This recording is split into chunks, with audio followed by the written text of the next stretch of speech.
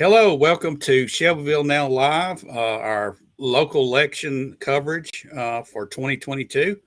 Hope everybody's doing well tonight. I have with me Mr. Bo Gill, Sir. Brent Smith, and I'm David Thomas, and we're going to be with you guys for a while tonight.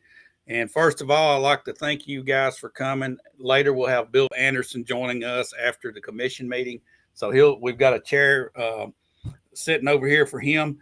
And we just want to let everybody know that the polls do close at 7 p.m. And shortly after that, we should be getting some returns in.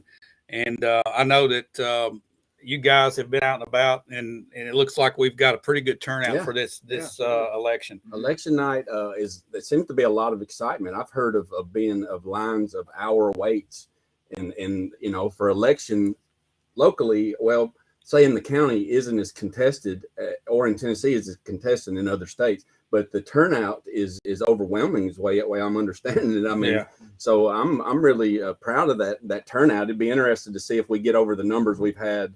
I think we will. What are you hearing, Brent? So David, I was over in East Tennessee this weekend visiting my parents, and my dad, he's 86 years old, so he don't want to stand in line that long, but he went every day to early voting over in the Knoxville area, and said the line was literally like a block long. He couldn't stand in that.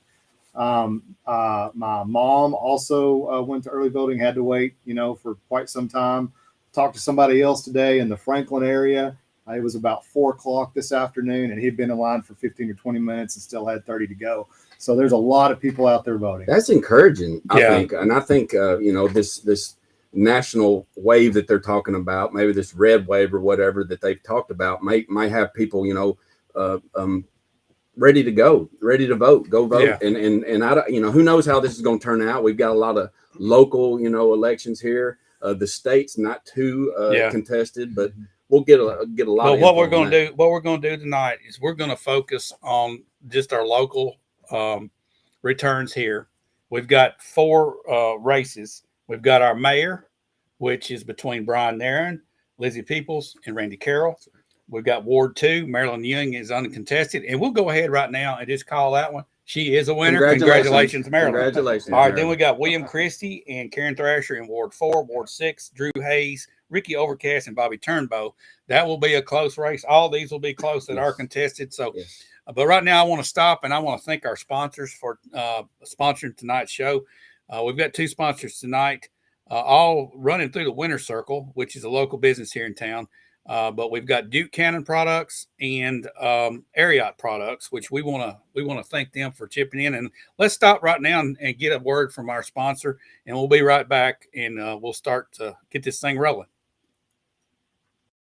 A guy who runs hot, it's hard to find relief. Duke Cannon Dry Ice gives you an icy cooling effect that lasts all day without having to do anything crazy. Duke Cannon Dry Ice Cooling Antiperspirant. Crank the cold.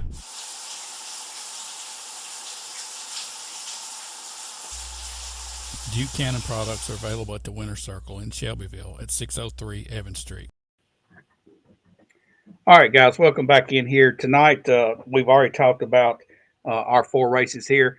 Bo and I are going to be concentrating on that. Brent, you're going to be keeping an eye on the national race, which is very important for all of us, especially in some key states for some Senate spots.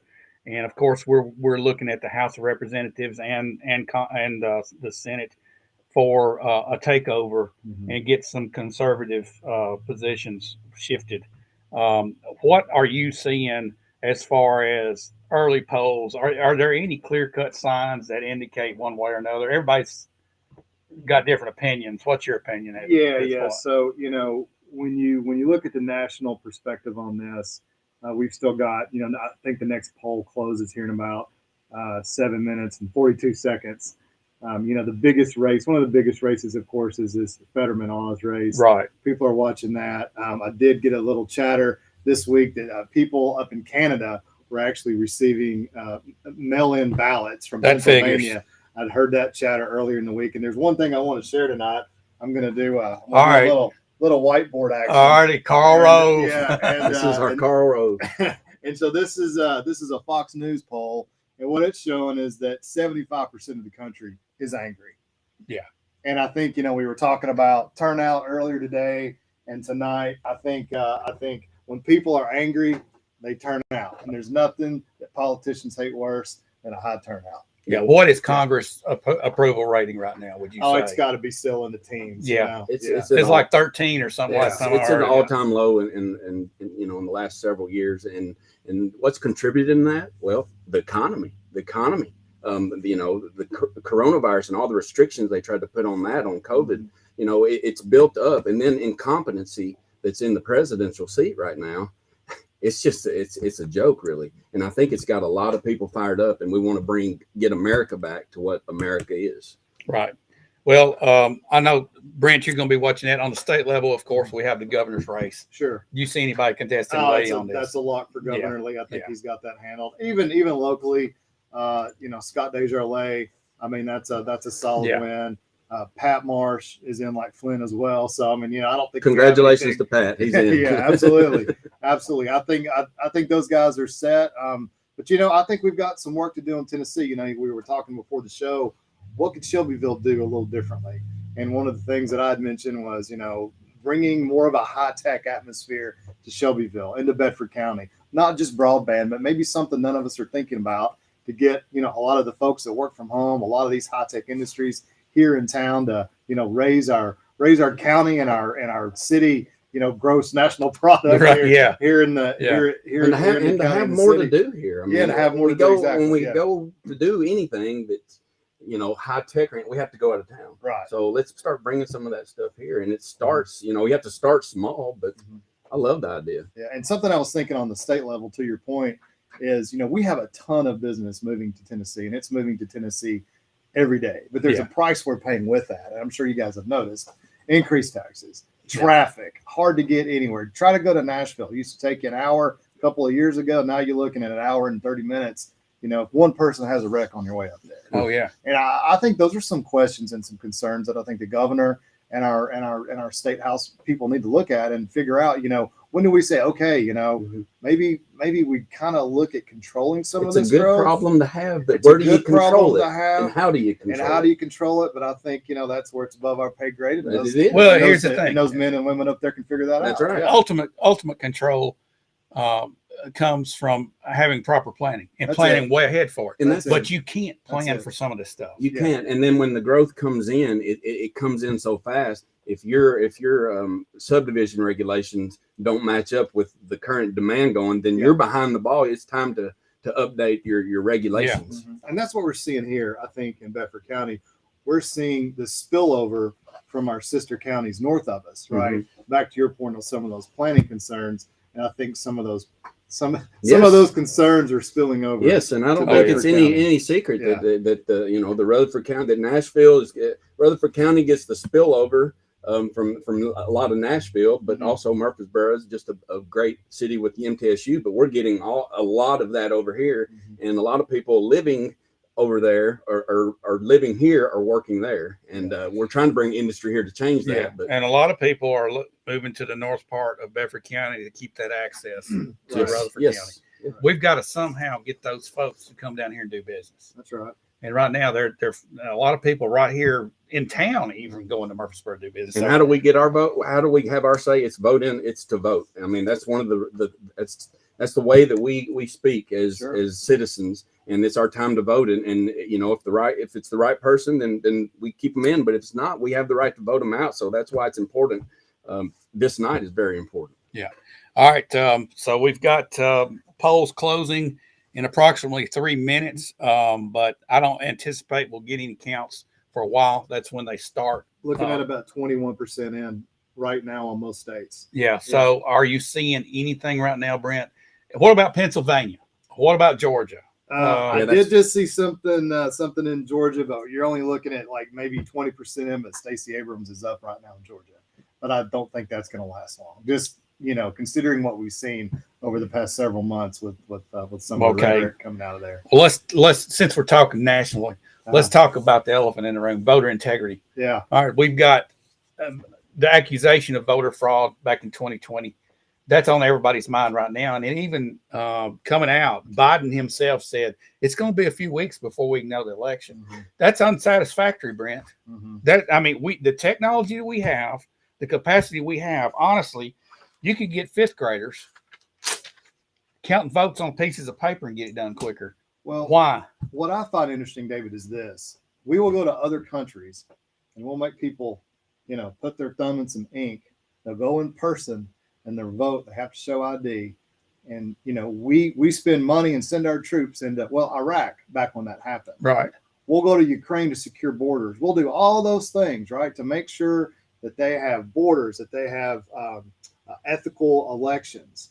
But yet, it seems a little lacking when it comes to what we're doing here at home.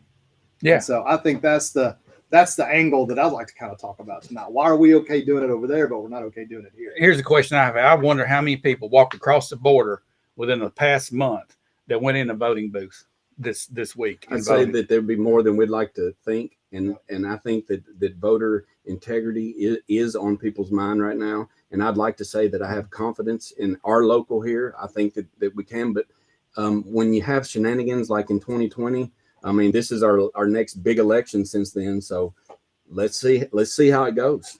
Something I read in the paper this morning about Georgia, there was a lawsuit brought by, I think, around 1,000 people that they wanted to have their mail-in ballots.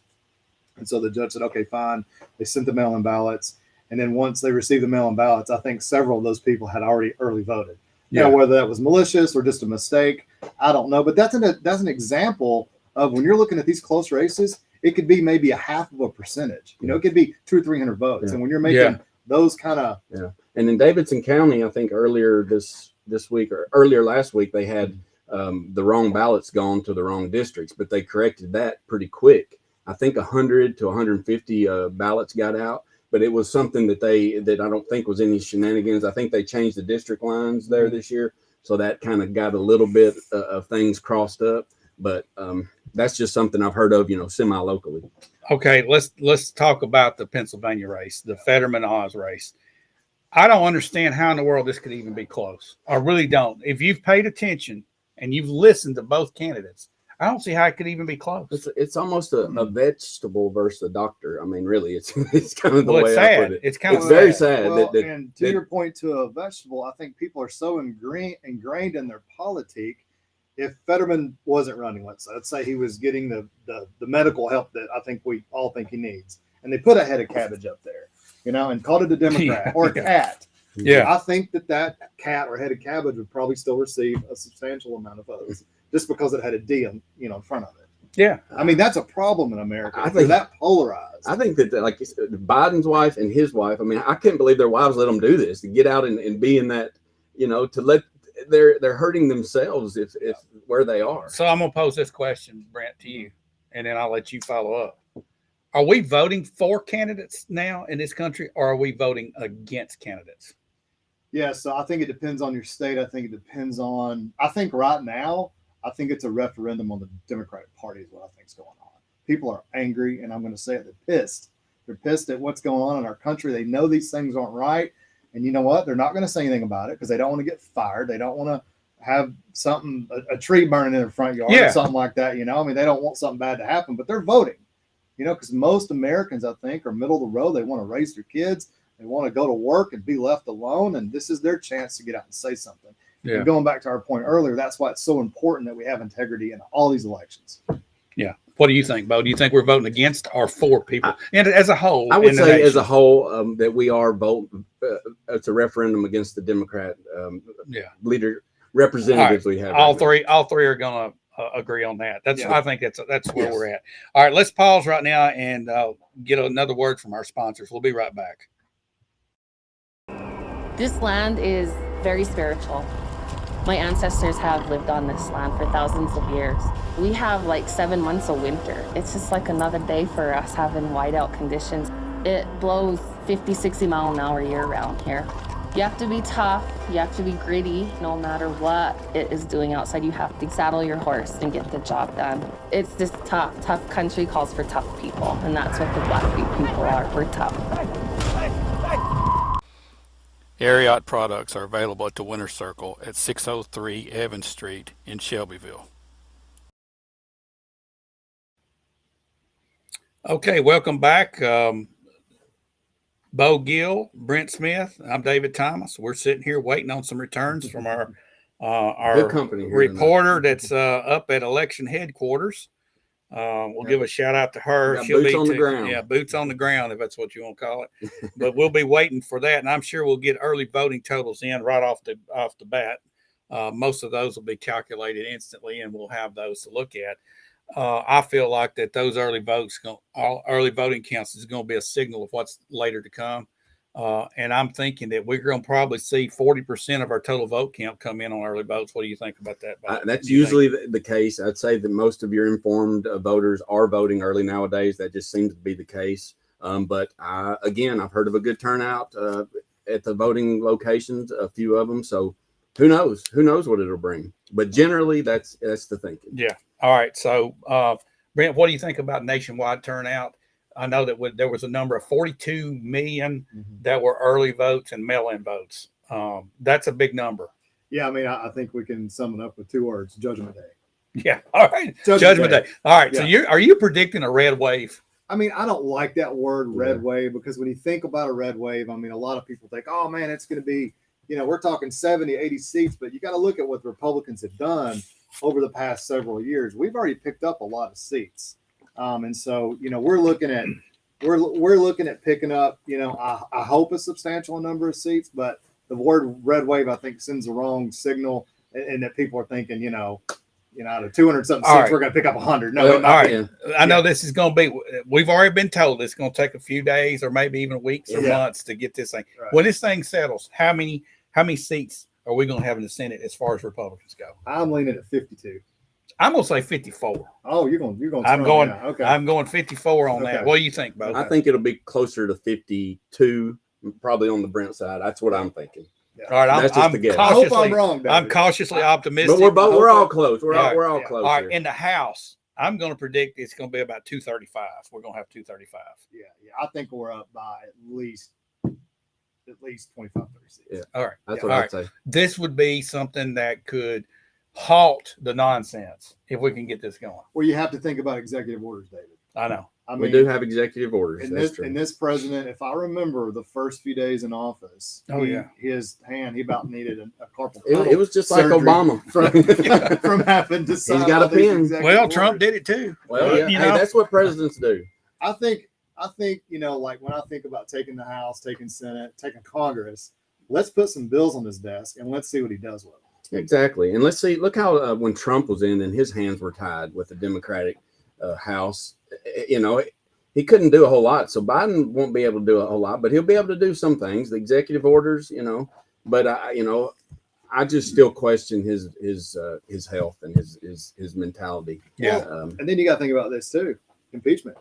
Yeah, exactly. Right? That's on the table when you start looking at some of the policies that's come out and the damage it's caused, and then you got investigations coming. Probably that's really going to be a situation. Just this, Stu, without mentioning any names from congressmen I've spoken to, this is what they're waiting for. They are waiting to take both sides, right? And then they can start with impeachment proceedings. And the reason they didn't want to do that before is because they just didn't have the votes. Now, if this happens tonight, if this red wave happens, David, Republicans are going to have the votes to impeach Joe Biden. But that would leave Kamala in charge, and do we want that? Okay. That's the next question. All right, here's the question. All right. We did have a question come in from somebody that's watching. They want to know if we're reading the comments, and yes, we do have the comments up, and we will get to them as we can. And there was a comment made by this particular person, that we need change in Shelbyville. Well, we might be getting change in Shelbyville with this election. Yes. I'm thinking that we.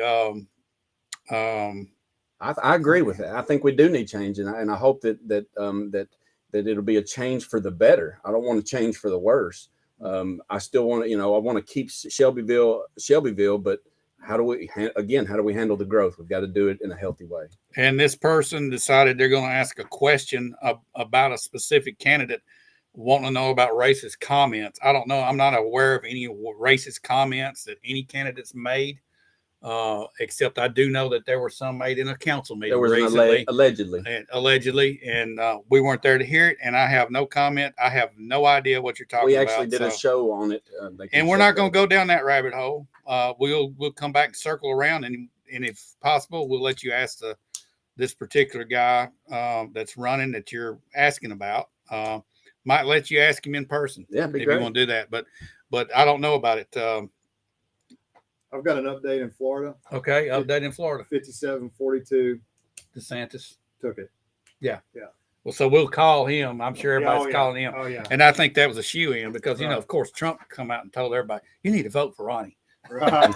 So I'm sure everybody ran up there because he said Yeah. that. Yeah, that's 73% in. DeSantis is That's good. That's kind of what we thought, but that's But it's you a know, good you just start. never know. You just No. never know in Florida. You know? never know. Yeah. I mean, just think this time 4 years ago, we didn't know if DeSantis was going to win or not. That's Look right. at all the good that guy's done. Yeah. How he's held Yeah. the line against all the craziness that's come out. He in the really country. has. He's Yeah, really done a great job. he has. Yeah. Congratulations. All right. We're waiting on our boots on the ground to give us some data. What about Georgia? You mentioned Georgia a little bit earlier. And how is it increased in our returns there? Yeah, I haven't seen anything in Georgia since the last time we spoke. I'm getting some updates here. Let's see. Not yet. But Do we expect I'll that? chime in. I'll You chime in think, if it guys? Do you happens. think we'll have anything? In Georgia, do you think we'll have anything today? Do you think it could be Yeah, a runoff? You I think possibly we'll think a know runoff could come? I think we'll have something today. A think question we'll mark. have it. Don't they have You runoff? think we'll know? I think we'll know. What today. about with Herschel Walker's race? I think we'll know today. I mean, I really do. Okay. I do. All right. We're going to talk about some local stuff now. I know leading up to this election, it got a little bit nasty. There were some smear campaigns that went on. There was a mailer that went out to everybody in the county concerning a city election, That's what I thought. which I made thought no it was sense. just to the city. No, but it was. everybody in I town. got one in my mailbox. I don't live in the city, and I know several people. They showed them to me. I'm unbelievable that this would happen, and it's over a private citizen, Yeah. not even a candidate. I know. So it doesn't even make any sense. But all right, nonsense takes place when elections go on, and then we I had got you, Georgia. Georgia. Okay. Warnock 55, Walker 42.9, 28% vote in. Oh wow, that's Still- probably all early voting. Still a lot. Yeah. Long way to sorry go. Sorry to interrupt. No, No, please any- interrupt us. That's the Yeah. election show 2022. We want numbers. Yeah. So we had all that taking place, and it seems like for the last few years at City Hall, we've had a split vote on a lot of things. 3-3 were the mayor, especially on taxes. And we had some candidates come out and say that you couldn't promise not to raise taxes, that taxes were necessary. And we had other candidates come out and say we need to freeze taxes or roll taxes back. I think most people will look at the state of our city right now and see that we have money in the bank and wonder, why do we have money in the bank? Were we overtaxed? That's a question. That's a legitimate question. I think that comes into play with this election. We'll see what's happening. I know we have those three in Ward 6, Drew Hayes, Ricky Overcast, Bobby Turnbow. Ricky Overcast being the incumbent there. He has two contestants against him. The question is, do those two contestants split the vote to the point to where Ricky keeps his spot? It could happen. That easily could happen in this instance in the South Side district, I call it. But I'm thinking that the momentum right now is with Turnbow. That's my kind of gut feeling with that. I think that Overcast, it'll be close between those two, but who knows on election night? I think Drew might have a great shot too. He's a well-read, smart. He would be a good representative. Yeah. You look at that. You look at that ward. How many people get out the South Side and vote? That's the key. All right. So I had heard they had 300 at early, 300 and something. and then early. you've got so you might have 700 or 800 votes, 1,000 at tops, maybe. I don't even know if you make it to 1,000. I don't know what the numbers have been. Abrams 52.2, 28% in, 47 on the other Okay. side. All right. Well, there we go. But I think that could happen where the vote could split and then it could go to Overcast, but it's to be determined. But my prediction on that one would be Bobby Turnbow. But although all candidates, good luck. We just got a message that we lost our sound, but the way it looks right here, sound is kicking through pretty good. If anybody else is having a problem, you might want to check Turn up your volume. You might check your volume or your mute button, or okay, that's Ms. Frame. Thank you for saying that. We've got sound, so you might check the little button, the little speaker button on the video, itself might have got bumped down. You might check that.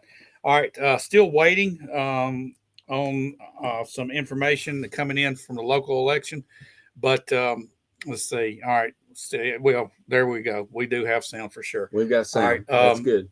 Do you expect to get anything in from the Pennsylvania returns now? Have you seen Yeah, anything there? I mean, it's things are coming in. I haven't seen. Oh yeah, Fetterman 85, Oz 12%, and I just missed what's in. I'm assuming it's very low. That's got to be one precinct somewhere. It's very low because the polls have just I'll closed. just tell you, and this I'm gonna make this comment, and it's Yeah. probably not gonna be popular with a few people out Yeah. there. But if Oz loses this race, we're in trouble.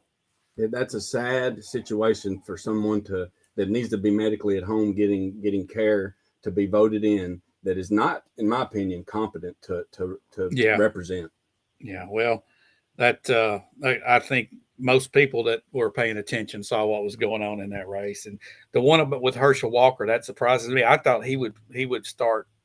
Maybe it's the early votes coming in. It might be, but it could be an indication. But they really smeared him hard there towards the end. What do y'all think, Brent? What do you think? And I'll get to you after this. As far as early voting, what percentage do you think is Democrat, Republican? By and large, that's the Democratic block of votes coming in, the mail-ins in early voting. The mail-ins for sure. Now, Yeah. if you're talking about going to the courthouse and voting, I think it's probably 50 Even split. yeah. And then it's weighted it's weighted the other way, probably 70-30% for mail-ins. Correct.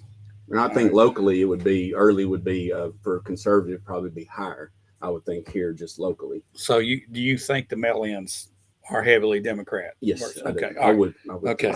Well, it seems like that they've got the ground game that gets out there and gets this done.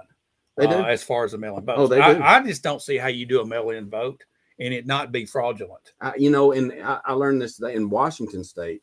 They're all mail-in. Everybody gets a ballot in the mail, and I just can't see how. Do they not have physical polls?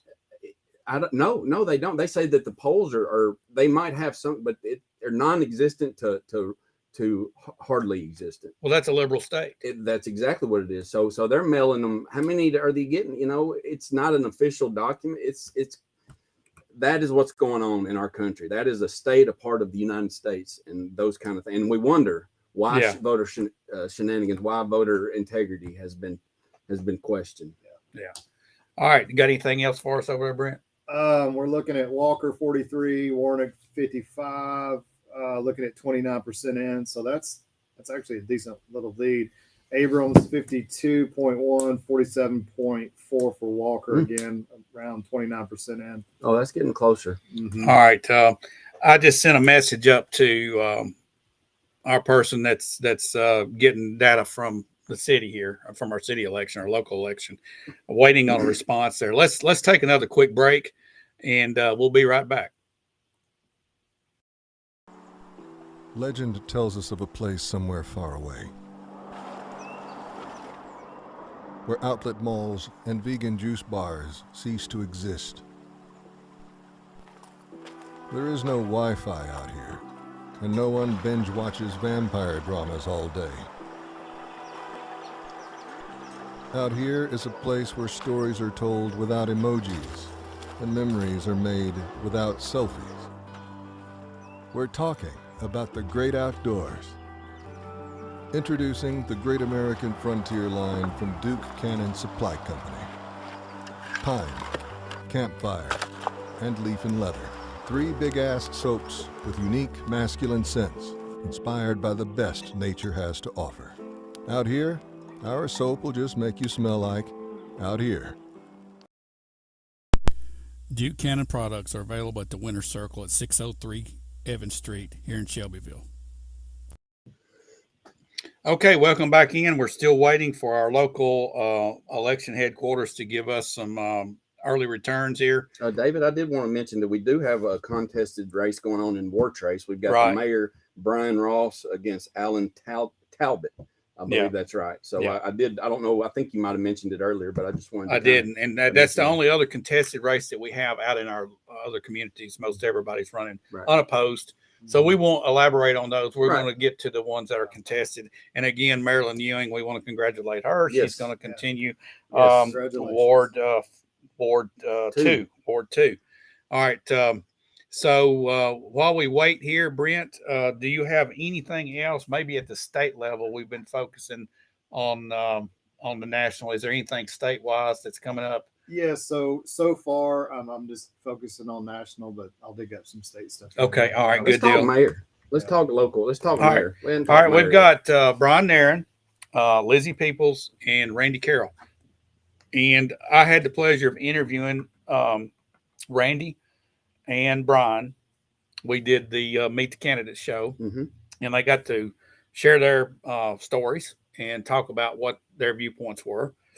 Both did a very good job, very articulate.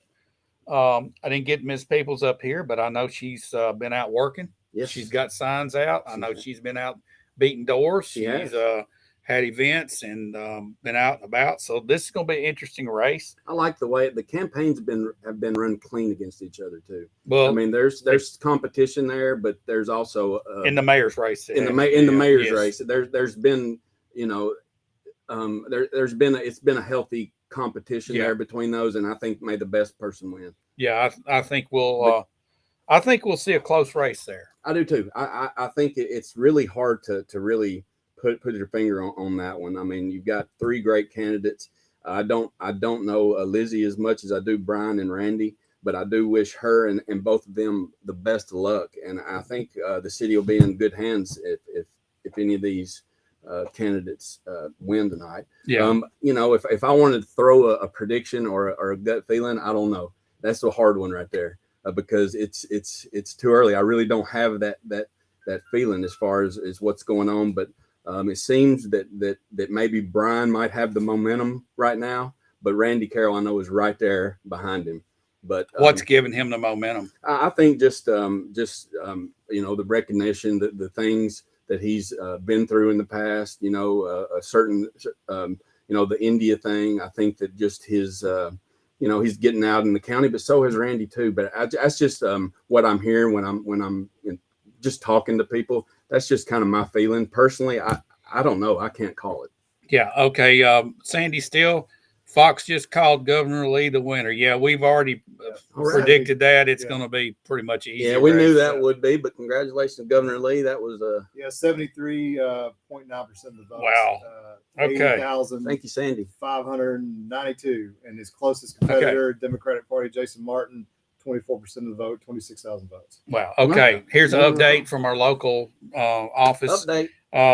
They cannot post anything to all opposed or closed. There are still people in lines voting. Really? That is a sign of heavy turnout. That is, but what's bringing them out? We don't. I mean, I know the city we. I think you hit on it. Yeah. It has nothing to do with the election that we're having local. It's a statement. Yeah. People are angry. People are angry, and they've been angry for 2 years. They're flipping that switch for Desjardins. It's what they're doing. Well, and really, when you drill down on it, David, let's just take Biden out of it. Let's take all that out of it. Let's talk about gas prices. No. You guys had a show a few months ago. I mean, these gas prices, you wake up every morning, is it going to be $5? Are we even going to have diesel in 20 days?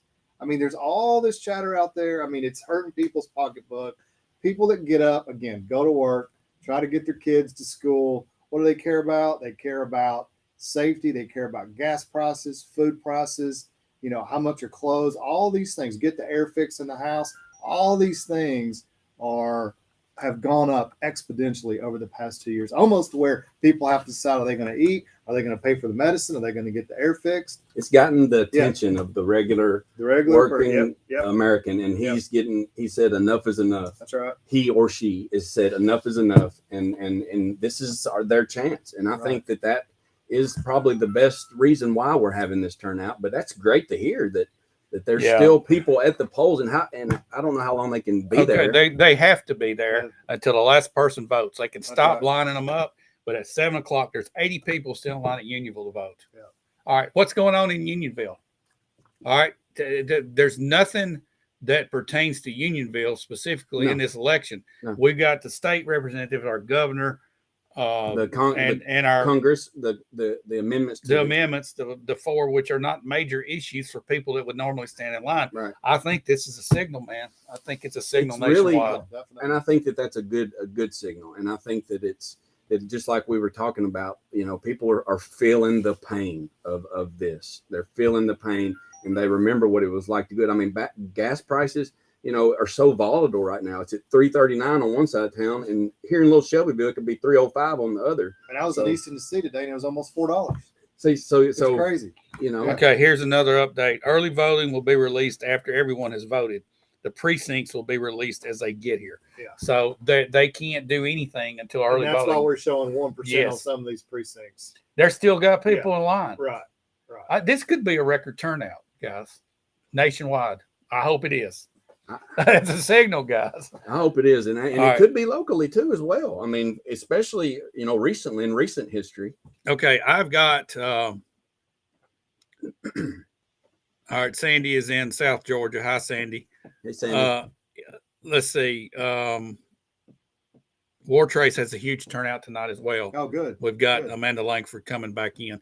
Anybody out there know anything about the turnouts? Please let us know here on chat. Yeah, tell us. 33% in. Stacey Abrams is still up. She's at 50%. Walker's down a little bit too. So that's it's getting tighter. It's getting tighter. We're still like a lot there, but it's the way it's been going, it's kind of stayed the same. So hopefully things change there, but people are tired of their needs being ignored. Tell me about it. That's been happening for years, and it's getting worse and worse and worse. It seems like politicians at every level are more concerned about their own power, I guess, than anything they else. forget the fundamentals of America, and then they're lifelong politicians when they should go serve and then go home and go back to work. But no, they want the power. What always interests me is like, well, you can take Cortez up in New York, for example. She goes in a bartender, right? Her net worth is probably not much. Mm-hmm. Yeah. And now she's already worth millions. I know. Where's that come from? Hadn't been there that long, man. I know. And then when they get out, they become lobbyists, and it's like they're in. That should be illegal. It's totally against. When you have somebody with big influence that's just all of a sudden becomes a lobbyist. Yeah. Hey, money in the pocket. Something I didn't realize, but we closed schools today for the election. Yes. Yeah. And there's a lady. Ms. Bailey just mentioned Southside Elementary was full from this afternoon on. Never seen a crowd like that. It made her happy. Good. It makes me happy too. Yeah. Thanks for reporting that. And that's what we're hearing. We've had low turnout in Bedford County. Very low. I mean, back in August, it was embarrassing. It was 3,000. I think the primary. Yeah. Goes back to that. It was embarrassing. About 5,000 turnout. So it's very good news. I believe. I'm hoping. I've got a Facebook group it's called Conservatives of Bedford County, and I put a poll up today concerning the presidential election for 2024. I mentioned this to you guys. I asked the question, who would you want to see on the Republican ticket for president? I listed DeSantis, Trump, Pompeo, and Pence, I believe it was. Mm-hmm. And right now, DeSantis is in the lead by like 58%. And I've seen similar polls surfing the different news sources. It's all coming in. He's coming in 10, 15, 20 points ahead of Trump. Okay. Everybody out there watching, who would you prefer to be running for president on the Republican ticket if you are a Republican, or if you're not, if you're a Democrat? Who would you want to see on the Republican ticket? Just type in your response, and we will. All right, we've already got a DeSantis pop in there. Well, I think he's got a lot of the momentum right now, and not just here locally or southern regionally, but nationwide, just because of the way he stood up for us throughout a lot of these times. I'm sorry, Brent. Go ahead. I mean, just the way he stood up to big medicine and big business, during the whole COVID thing. He kept businesses open, things were good in Florida. Then you saw the massive exodus of New Yorkers down to Florida, which I was thinking about that the other day too. There's a Republican running up in New York for governor. And I was thinking about that when you extrapolate those numbers. Think of the thousands and thousands of voters that moved to Florida over the past 6 months to a year, just due to the COVID restrictions. Oh, and that's the same thing in California. I've actually met a few here, and that was the COVID restrictions were the line that made them, uproot their family and move. They're over. And DeSantis stood up against That's right. all the let's just call it what it is, BS. Yeah, exactly. He stood up against it. He and grew it's up paid there off. and he stood up. Right. And Right. Hey God guys, bless you. everybody out there watching tonight, share this link with your friends. We would like to get as much input as possible. We appreciate the interaction. And we've got a lot of people talking about Trump and DeSantis. It seems like that's the two favorites, of course.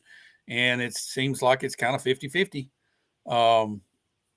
But share with your friends and get them on here. And this is going to be a pretty good night to celebrate the opportunity and the privilege to vote. Well, we've got a big turnout. That's right. It's good to hear. And it's good, and it's a good momentum to keep for in 2 years, because we've got the presidential election come on. So we've made it halfway through Biden.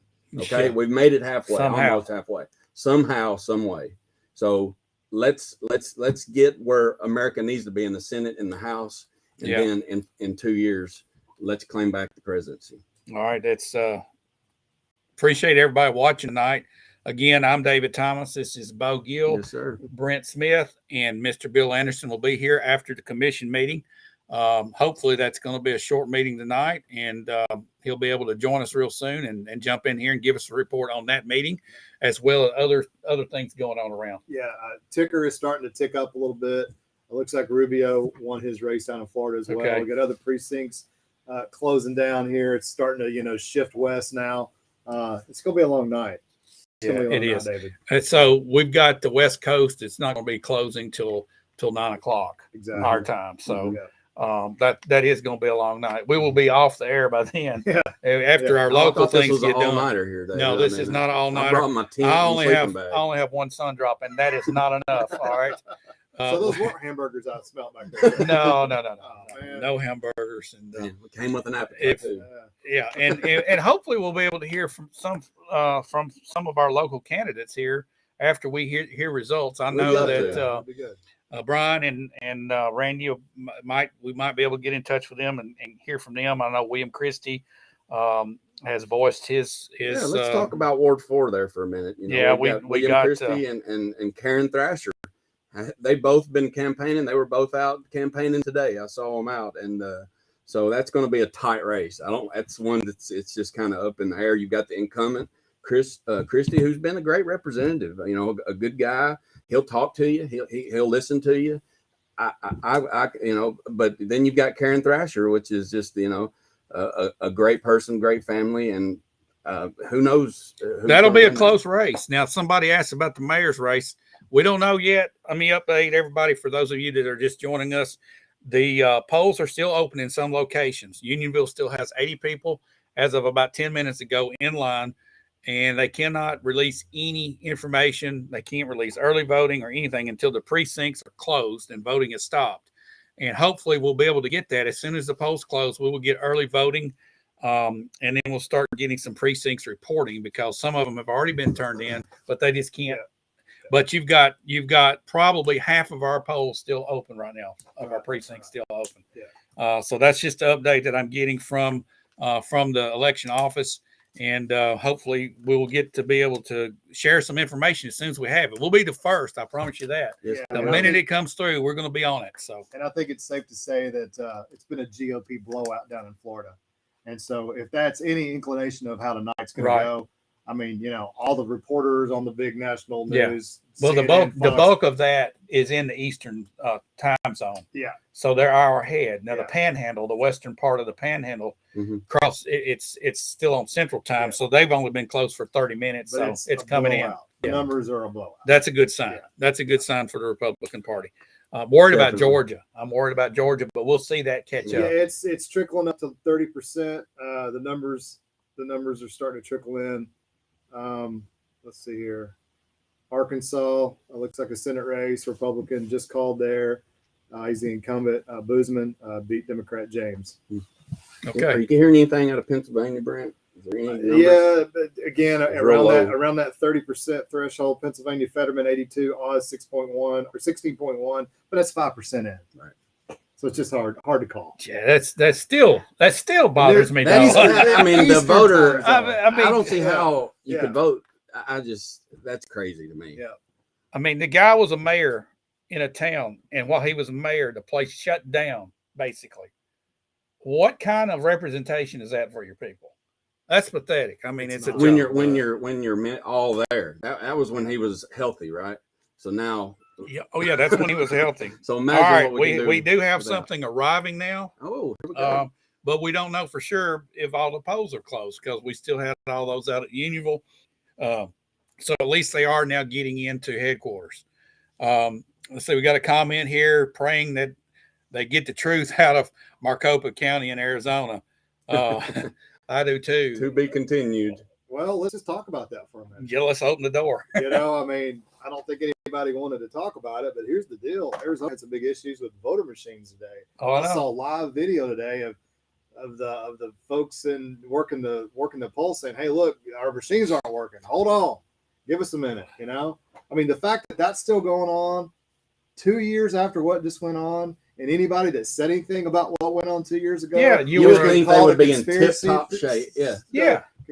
Conspiracy being theory. called a conspiracy theorist, and you know now it's happening all over again. And so, in a contested state like Arizona, In Maricopa County, I mean, it seems like just Talking about Arizona, that governor's race, she is going to mop the floor. well, you hope. Well, yeah, but if they count the votes, she's going to mop the floor. All right. I mean, she's awesome. I think if we get governors like her across this country can change. Right. And let's talk about our problems in Washington, D.C.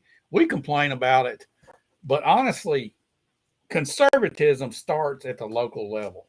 It starts right here in the city of Shelbyville in Bedford County and pushes its way up. That's my theory. I think that people have viewed that conservatism and liberalism only apply at that upper level, but it applies right here in our neighborhoods. I agree. And when you've got 75 to 80% of the people in Bedford County that are conservative, but you don't see conservative principles being applied at the local level, we have a disconnect between our local representatives. And that's something we've talked about for the past 2 years, Brent. And I think that we had a change take place in our commission. Mm-hmm. We did. And I Positive think, change. yes, I think we do that. And we see people now starting to actually talk about representing their constituents. Yes. Right. And I think what's happened is, David, is working people have seen enough. They've dealt with enough. Their taxes have gone up enough, because usually people that own their businesses are super busy during the day, again, raising their kids, just trying to live that American dream. They don't want to get involved in politics, you know, because it's nasty. It costs money. You know, you gotta work hard during that election time. And I think, but now people like some of our new folks that are on the county commission, they've realized that, you know what, campaigning hard, going to a meeting a couple of times a month, it's worth it. Well, they've seen that they're relying on just, you know, the status quo or just being an observer is not working. And they're getting involved because we've all got skin in the game, and it's time to get involved. If there's nothing wrong with getting involved. No, you know? no, we need to voice. You need to have thick skin. You need to be, you know, on a man of principles of yourself. But there's nothing wrong with getting involved. Well, just think about how much easier it makes the job for your councilman and your commissioners if they hear from their constituents. I mean, they actually pour in. It's not their opinion then. It's everything. Yeah. You know, I was on the commission for several years, and every single time there was an issue, there was something that was brought up, whether it was in a certain neighborhood or community or a national issue. When that place was flooded, it always went the way of the people. Mm-hmm. Now, when those people didn't show up,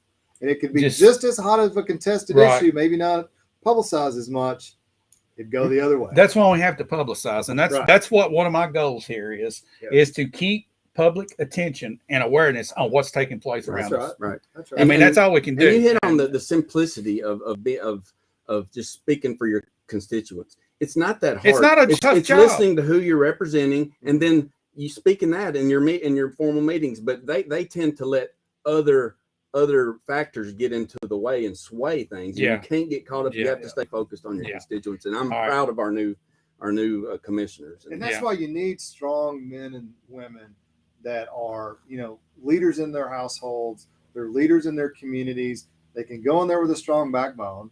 And just because you and I are friends, or you and I are friends, we can agree to disagree. We don't need to be bullied and made to feel bad because we're going to vote a different Right. way. We need to stand up for Yeah. our principles and what we think our constituents want. And we do that by getting out and talking to them Exactly. and getting an idea. And then you know what? If you vote no, everybody else is voting yes. We don't. You can say, That's right. well, that's what my constituents want.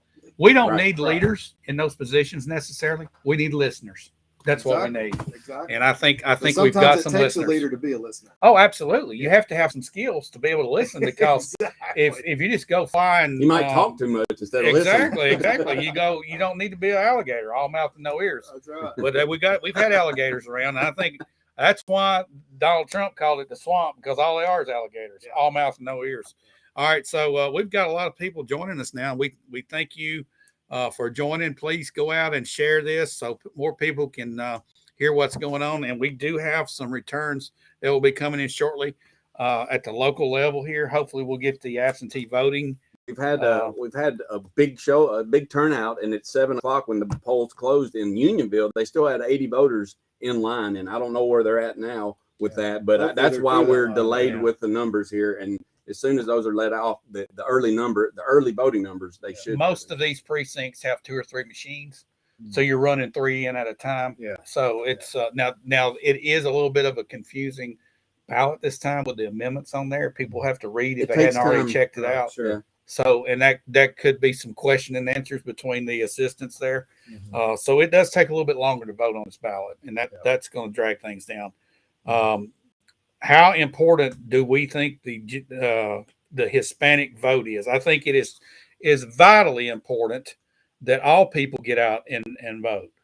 I think that whether it doesn't matter what color We're your skin in, is. especially in Bedford County. We're Bedford Countyans all together. I mean, I think maybe what this person may be getting at is the Hispanic vote maybe going more conservative, like what we're seeing down in Texas. yes, the Hispanic voters that I know, yes, that is where it's That's going. what I'm seeing. I mean, just from the folks that I know in that community, in the Hispanic community. Well, they're seeing a lot of things the left are saying are lies. They don't like the illegal immigration. I'm sorry, I'm just gonna say it. They Yeah. don't like it. They don't. Yeah. They don't like it. I mean, I think most everybody that I know that is of Hispanic descent, and I have quite a few friends, they are opposed to open borders. Absolutely. They have So- family that are waiting to get in the right way, and then these people are sneaking over the border. Right. That right there Yeah. makes them want to. In America, they can voice their. Okay, some reports coming in. Unionville, it looks like has closed down. Last person, Unionville parking lot looks like they're finished. Okay, All right, and then thank you for the update. also Pearl Finch is watching you, Brent. And You got then her and eye. then Hey, Pearl. Miss Sandy gave us a report that Kemp is pulled ahead of Abrams. Oh, Thank the good. Lord for Oh, that. Yeah, good. We Thanks knew for that the was update. coming. All right. So, anybody else see anything that you want to bring out? Be sure and post it here. We're watching close to our comments, and we appreciate all of them. Yes. But back to the Hispanic vote. Hispanic votes are as important as any vote. It is. And Let's not look that's- at colors I or mean, at yeah. anything. They're all Yeah. important. Yeah. One update I want to give you: JD Vance, 43.6% of the vote. Ryan, 56.4% of the vote. That's 28% in. 168,000 different there. But he's catching up. 574,000 in so far. Okay. Yeah. Yeah. Good. All right. Still a low turnout. Still have a lot of numbers yet. to We got a come in. long way to go. Got a long way to Yeah. go. Well, let's pause again and hear another word from our sponsors tonight. Duke Cannon Duke Cannon and you got it right. Ariat products, all available at the Winter Circle here in Shelbyville. But we're going to take a break now, and hopefully when we come back, we'll have some information that we can pass along about the local election. We'll be right back right after this. For a guy who runs hot, it's hard to find relief.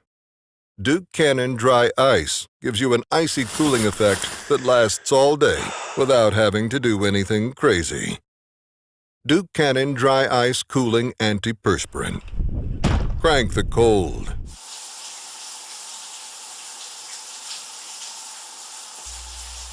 Duke Cannon products are available at the Winter Circle in Shelbyville at 603 Evans Street. All right, guys. After that last commercial, I just want to show y'all something. Woo, that smells good. This is a Duke Cannon big old bar of soap. I'll say it that way. It's the That's called Gunsmoke, Gunsmoke. Brent, have you tried this? David, you know I have. I'm a big fan of Duke Cannon.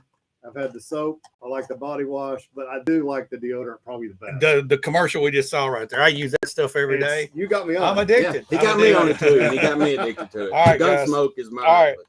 but come get you Enough some. about commerce. Still no returns coming in yet, and our handy dandy reporter up there has not been keying us The in. boots anything. are still on the ground, But the though. boots are on the ground and they're pounding around. Any updates in the national scene? Just Brent? Vance at 43, Ron at 56 up in Ohio for that Senate race up there. But, it's only 28% in. Okay. Brent, I know you've checked out these 4 amendment votes that we had today. Mm-hmm. Could you briefly sum up the first 2, Amendment 1 and 2? Do you remember what they are I would have to have them in front of me. Okay. I voted yes on those amendments. I thought they all made sense. There was Yeah. nothing on there that I didn't think we needed to vote for. And it's just kind of an update to our Constitution, I think, a little bit. A lot Yeah. of it was verbiage, verbiage, removing some verbiage. I think 4 was about maybe having pastors serve and to remove that where they are allowed. The first one was about the labor union. Yes, Labor union, yes. right? Yeah. Right. And then we had One Amendment on 2. slavery, I think. Yeah, Taking which is that just out. totally Yeah. just it looks like to me a lot of stuff overlooked in our Constitution just need to be A little cleanup, little house, eliminated, little housekeeping. house cleaning there. All right, let's see. Let me check and see what we've got here. Still nothing. And like I said before, you're just now tuning in. The polls, most of them are just now closing up. We had a lot of people in line still waiting to vote at 7:00, which that is a fantastic sign for this election. And we're so glad that we can even say that we had that's people great. waiting in line. Let's see. In Georgia, if the candidate doesn't get 50% plus 1 vote, there will be a runoff. Yeah. That means if there's 3 people running, that could split it up to That a could point where happen. that could happen. That could be a possibility, and I don't know. It might be a late night before we get those numbers. But we're not going to be sitting here. Yeah. But I told you I only have 1 sun drop, and when I run out, when this goes away, guys, we're done. It's like the glass timer, huh? Yeah, it's like the hourglass. The hourglass. That's what I was going to Walker bring is some coffee up here, but I knew I wouldn't sleep tonight if I did. Benji Burris. Walker is closing the gap. What does it look like there? Have you? Thank you, Benji. Yeah, I have to bring that ticker up. He is closing the gap because as we get more of these precincts closing, of course, we're going to see that. I think we're going to see. Yeah, I think the early indicators there weren't a good indicator, and we're starting to see some of those close in, like the J.D. Vance race going on. But Pennsylvania, still not much out of that. I don't think, right? Yeah, I'll have to look at the ticker here. I think the last we heard was like 5% reporting, and you really can't get a gauge on that. Man, I want you to draw something on your whiteboard. Well, what do you guys? I didn't use it as much as you should. No. I think because we got some more people joining, maybe they didn't see it earlier. But this was a Fox News poll I saw earlier. What is that? What does that say? People are angry. Voters are angry. 75% of registered voters are just plumb angry. Okay. And going back to what we were talking about earlier, that sounds low to me. So what you're saying is that's why this turnout is so high. People turn out when they're they're at it. They're feeling it in their pocket. They're feeling it in many other ways, and they're turning out. Yeah, they are absolutely. Well, also, not only are we waiting for our local returns and our national returns, we're also waiting on Bill Anderson. Okay, I don't know where the guy is, but he's probably in this long commission meeting that they're having. And as soon as he gets done with that, he's going to come and give us a report on that and get us caught up on his thoughts and his processing of what's taking place. Well, that's some interesting things going on, I think in the county with some things. And so it's going to be good to hear from Bill on that. It will be. And see what's going on. Yeah, tonight was the vote on rezoning a piece of property in the Longview area to high density from agriculture. So that was a big vote that was taking place tonight. I'm anxious to see how that turned out. I know there's a lot of people in Longview. I had an opportunity to interview those guys, and they were violently opposed to that. And I don't blame them because of just overall, after sitting down and talking to them, I felt like these people are here because they want to live in the country. Well, and then it's like where we got on with the planning and the county having a starting point. The comprehensive future land use plan. They have what they have is outdated. Yeah. And now you just point your finger on the map where you want to go. And if this is approved or not approved, whatever, they need to speed up on getting the comprehensive plan in place and on the books and let the public see it first. well, the public should have some input on it, but Definitely. that's I think And they will. I did get to see some commissioners step up and actually represent these folks, and it was good to see. Yeah. Troy Thompson is a new commissioner, and he made this statement to me. He said, when I was running for office, I was asking people for their vote, but then I didn't stop there. I asked them for their help. Yeah. Like, you got to help me. You got to tell me what you need to know and what you want me to do. And that makes the job easy when you've got people with the input. And I'm just proud of him. And I know a lot of other new ones, they're doing the same thing. That's American way. And we talk about this red wave. We want our country back. We want, and not in some way that some leftists might think, some derogative. We want back, our freedoms, and we want back our safety, our police to be strengthened. We're sick of it, Yeah. Well, let's talk about a couple of controversial topics on the national level. Let's go. What do we got? What do you want to talk about? The arts, the same old things, right? So number one, this is a Fox News poll. Legalizing marijuana nationwide. What do you think the breakdown on that looks like? I'm going to say favor or oppose. I think it'd be favor. It's in favor, probably by 55%. I'd say it'd be 75%. You guys were close. 64% in favor, 36 opposed. Yeah, I think that's kind of where the national. Yeah. I mean, you got 39 states, I think, out of 50 that have legalized it in one medically or recreationally. It just seems like that's where they're going. The South's kind of holding firm on it, but who knows how long it'll be. But that's interesting. What about a law guaranteeing legal abortion nationwide? In favor or opposed? Well, if people are in favor, I think it's probably 60-40.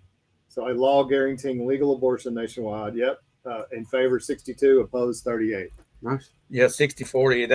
That's in favor. I mean, what's concerning there to me is that you've got a lot of conservative people flipping over on that. Mm-hmm. Mm-hmm. You do. That say they're conservative, but they're flipping the other side. It's either death or it isn't. It's life or it's death. Okay, here we go. Early voting, including, let's see, early voting included in all these numbers. Thomas, we're at Thomas School, and we have for mayor, we have Randy Carroll, 187.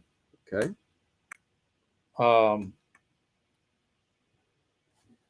Lizzie Peoples, 178. Brian Aaron, 114. And that is at Thomas Intermediate School or Magnet School. Thomas Magnet School. That's 187 for Randy Carroll, 178 for Lizzie Peoples, and 114 for Brian Aaron. And again, that's the reporting from Thomas School, and that's not early voting. That's just early voting is in there. It's early voting is in those numbers. Okay, so then we got Ward 4 from Thomas School. We got William Christie, 171, and Karen Thrasher at 137. So that's at Thomas School. At Ward 4, we got William Christie at 171. That will be the final for council. Mr. William Christie is now our. That is the final? Yes. Okay. Congratulations, Mr. William Christie. Great campaign, Mrs. Thrasher. Best of luck to you and your family. But congratulations again. I think this will be Mr. Christie's third or fourth term. So congratulations to him. I'm going to get these numbers posted so you guys can see them.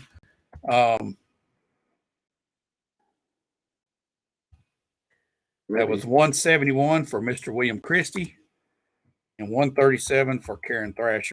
I mean, to me, that's a low count. It is a low count. So that you've only got 200 and you got 308 that voted. Yeah, that's a low count at Thomas School for that big of a ward.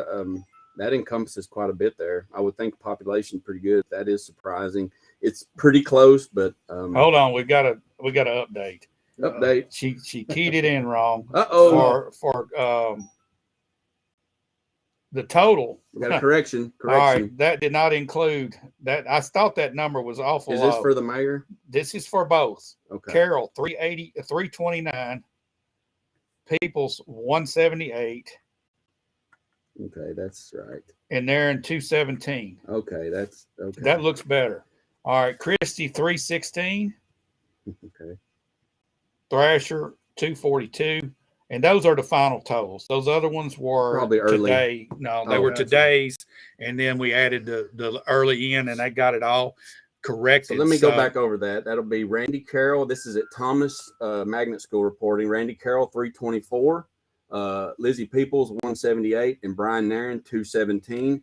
Again, at Thomas Magnet School on Ward 4, William Christie, 316. And Karen Thrasher, 242. So William Christie will be again serving. All as right. So we got another one here. We got mayor's race. Randy Carroll at Aiken. At Aiken. We have Randy Carroll with 352. Lizzie Peoples with 203. Brian Nairn at 244. And then we have Marilyn Ewing, of course. She won that, had 124. Congratulations, Marilyn, again. Complimentary votes there. Okay. So Mr. William Christie is our winner at City Council.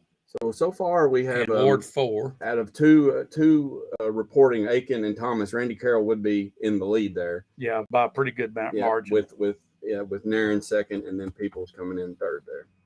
But there's still I think some reporting left. What's the total? That's a close race for second place there. It is.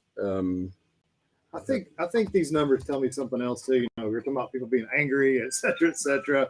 I think the economy is driving people out to vote, even here locally in Bedford County. Yeah. Yes, no doubt about it. I mean, it's not just the okay. gas We price. got more. We got East Side now. We've got Randy Carroll with 205, Brian Nairn with 150, and Lizzie Peoples with 122. Well, you're seeing the same kind of same percentage. Same percentages. And Marilyn got 109 more there. Congratulations to her again. But she just keeps piling them on. Marilyn, you winner. You just keep piling on now. All right, so we've got that. All these totals are included with the early voting. So these are your totals from these wards. And again, we've got Randy Carroll in the lead for mayor. I'm going to try to get a total going right here. Okay.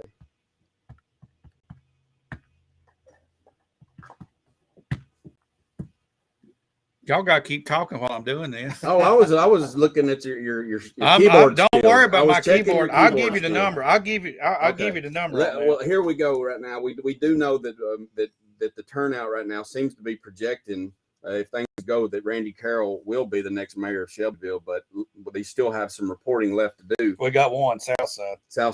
We've got Southside left, and hey, I think they had a big turnout there. I mean, they had a big city council race there. So, will it be enough to sway the result? I don't know. But it's looking that Carroll has going to get the lead there, and but it's still to be. It's not official yet. But we've got Aiken coming in at Randy Carroll 205, Lizzie Peoples 122, and Brian Nairn at 150. Okay, let me give you totals. Okay. Right now we have Brian Nairn with 611 votes, Lizzie Peoples with 503, and Randy Carroll with 886. I'm gonna go ahead and call it. Randy Carroll's our new mayor.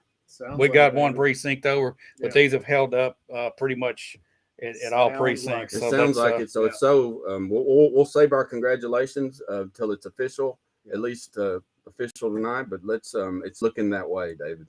I got a chance to talk to Randy at his cookout a month or so ago.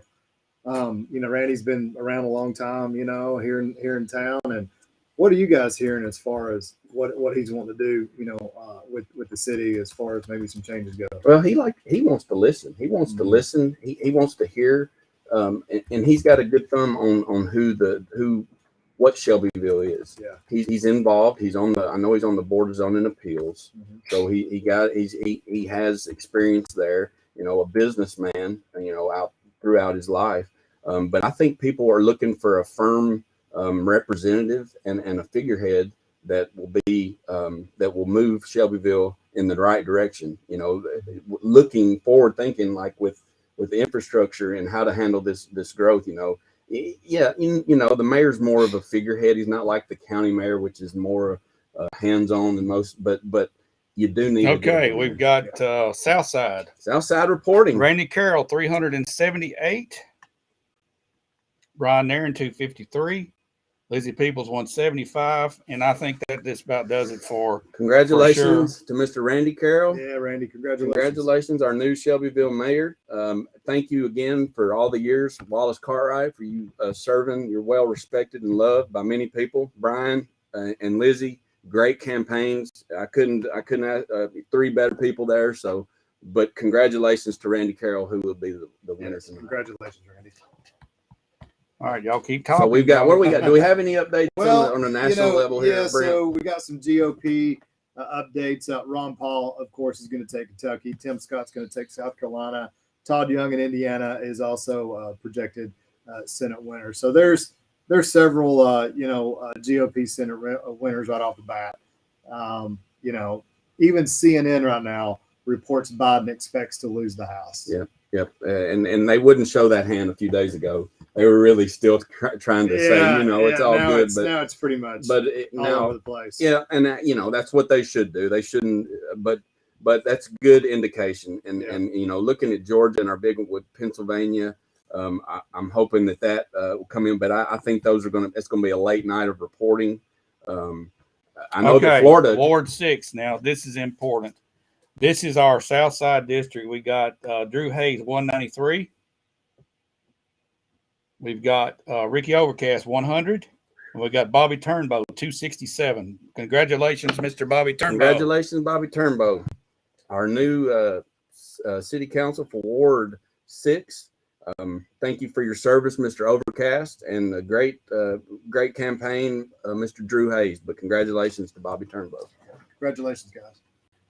I think we've, that'll be some new blood in there, David, and it'll be good to have a new blood in there. We've got some, that'll be our only new blood besides the mayor in the council and in our city government. As William Christie, this is a major shift though. It is a major shift.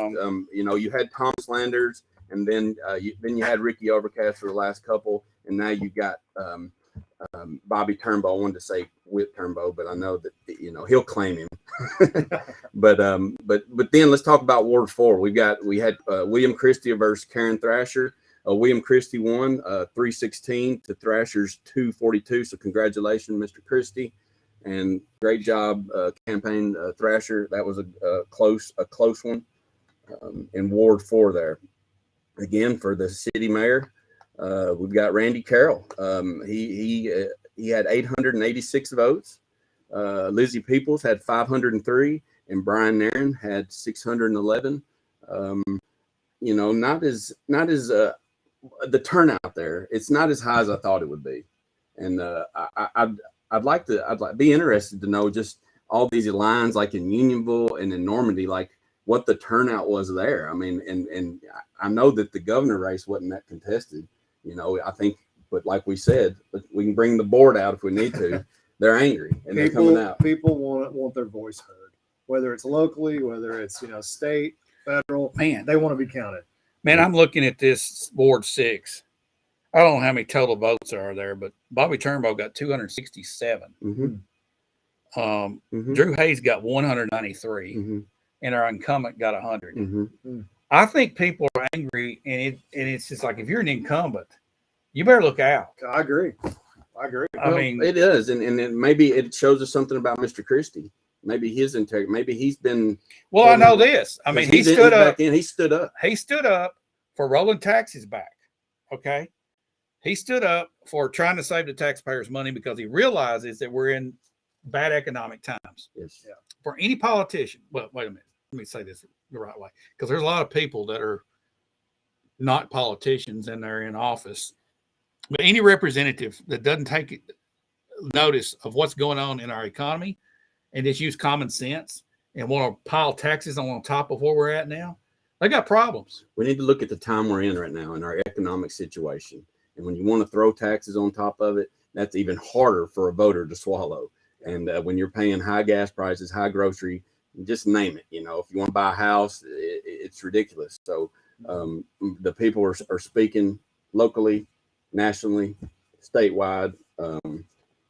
I'm still hoping that Georgia will turn out good. I don't know. Do we have any updated numbers there, Brent? So I have to let the ticker come back around on me, but the last time I looked, it was like 40 something percent in. Republicans are down still. 9% in Pennsylvania, Fetterman 70%, Oz 26%. But again, that's very. That's going to come in at a snail's pace. Right, It right, is. right, exactly. Well, I hope Bill Anderson hurry up and gets here. Oh, he's long-winded tonight. Huh? He must be Well, long-winded. No, it's Well, probably You know not what? I'm him. hoping that there's a lot of questions. I'm hoping that this being election night Well, didn't hinder 48% in for Georgia. So they're getting there, but still way too close to call that. But I think that might be a good thing, right? I mean, maybe there's more questions being asked about this. I mean, this is a big decision. This was pretty much a vote. There wasn't going to be any public comments. All that's been done. This is just going to be a vote brought up. Well, maybe there'll be more talk amongst the commissioners. I'd say something I'd love to see. I don't know how it would be done, but I'd like to see the county vote this time of year at the same time. I think We're going to be getting some of those numbers in here. Now, First Assembly of God I agree. is actually north of town Yes. on 231. It replaces Fairhaven Yes. as a precinct. The way I understand it, there are some city votes that will be coming in. It'll be a small number from Yes. there, but predominantly county votes Yeah. there. And I'm sorry, I may have misspoke. I meant I would like to see the county elections held on these. bigger Oh, yeah. elections. That's- I that's what- I knew understand. that's what you- Okay. I'm It should, because I think your turnout would be better. I think, Turnout would be much better. yes, I agree. I agree. And isn't it something, this turnout that seems to be, there's all these voters now. It wasn't that way in the in the Exactly. primary or the general earlier this year. Well, I'll So- tell you something. I think the primary was botched in the way it was promoted, because I think a lot of people thought that it doesn't matter.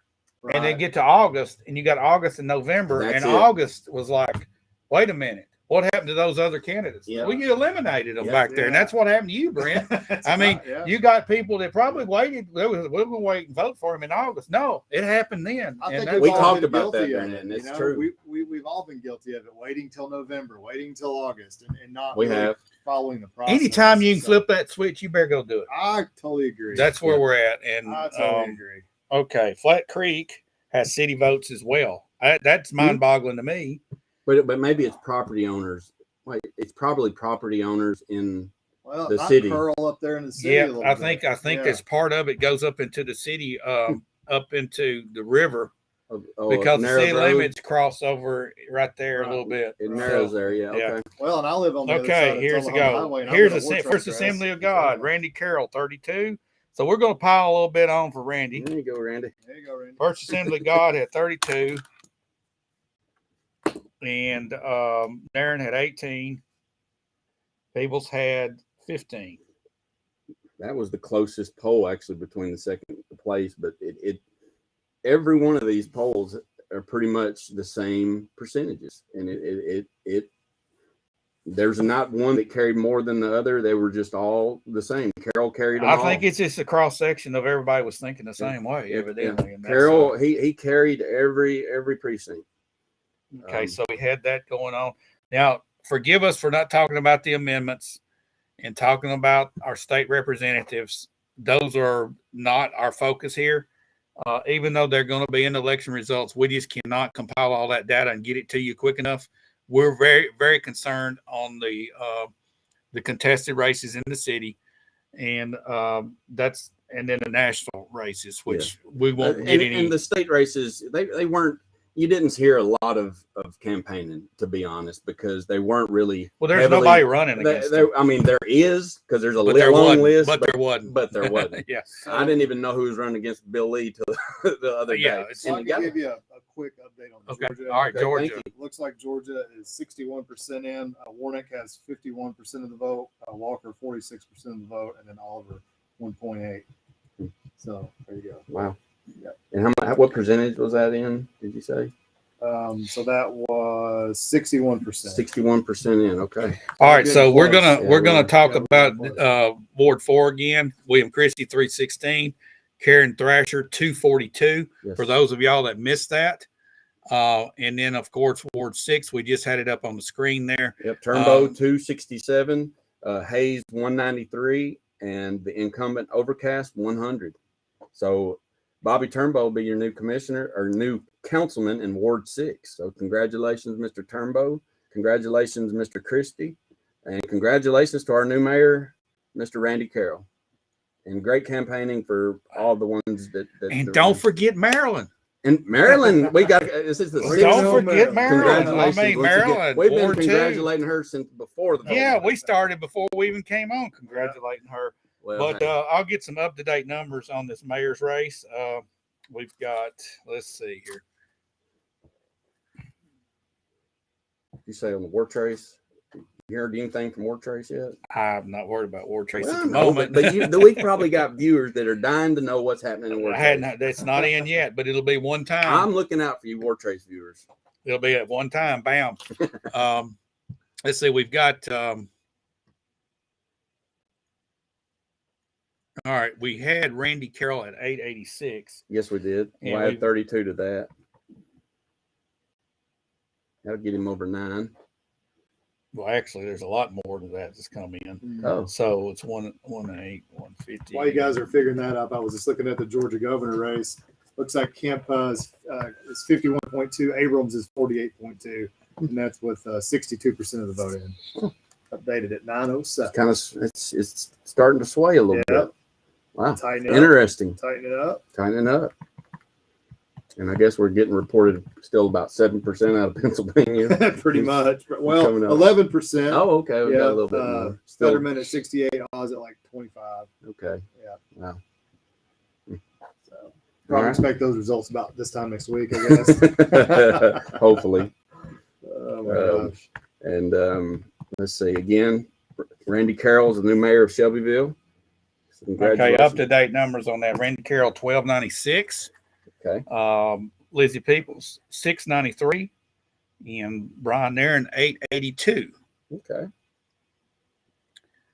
And that'll be is that all the numbers in, David? Is that all? We got just a few in Flat Creek that will be added to this. Okay. But of course, this is not going to change. There's not enough votes left to change anything probably at that point. So I'll update this for everybody in case you're taking notes at home. And these are unofficial counts. These are counts right off the ballots, and they will have to be certified. What do you know about that process, Brent? What does it mean to certify? I know they have to double check and count, and then what does the election commission have to stamp their approval on it before it's turned in? That's pretty much it. Yeah, they have to just make sure everything was done correctly, and they review everything, and then when they feel comfortable that all the boxes have been checked, then they'll certify it. Because once they certify it, and that's a legal thing, and then that person would be held responsible if there was a lawsuit concerning that. Yeah. Interesting. Well, it looks like the voter turnout. I mean, in the city, not everybody votes for the mayor, but I mean, it seems to be that most of the votes were on election day. It seemed that was where we're getting a big majority of them, but it seemed that well, now I don't think that's the way she was talking here, and I don't know if she has that number, but it looks to me like going back to that first number she sent in here. Carol had 187 on that first count, and then when she came back corrected, it was 389. So that was the early vote. That first batch was the early vote. So it's like not quite, about 40%. Yeah. 40% was in the early vote, according just on looking at Mr. Carroll's. And I think that's going to play through the whole thing. I think about so. 40%. I think so. All right. So let's go to Ward 6 again. We've got a new commissioner. It's Bobby Turnbow with 267, Drew Hayes with 193, an incumbent Overcast with 100 votes. So we've got a new commissioner there, councilman there, and then we've got an incumbent, Mr. William Christie, won against Karen Thrasher, 316 to 242 in Ward 2. all right. So that's going to wrap up our city.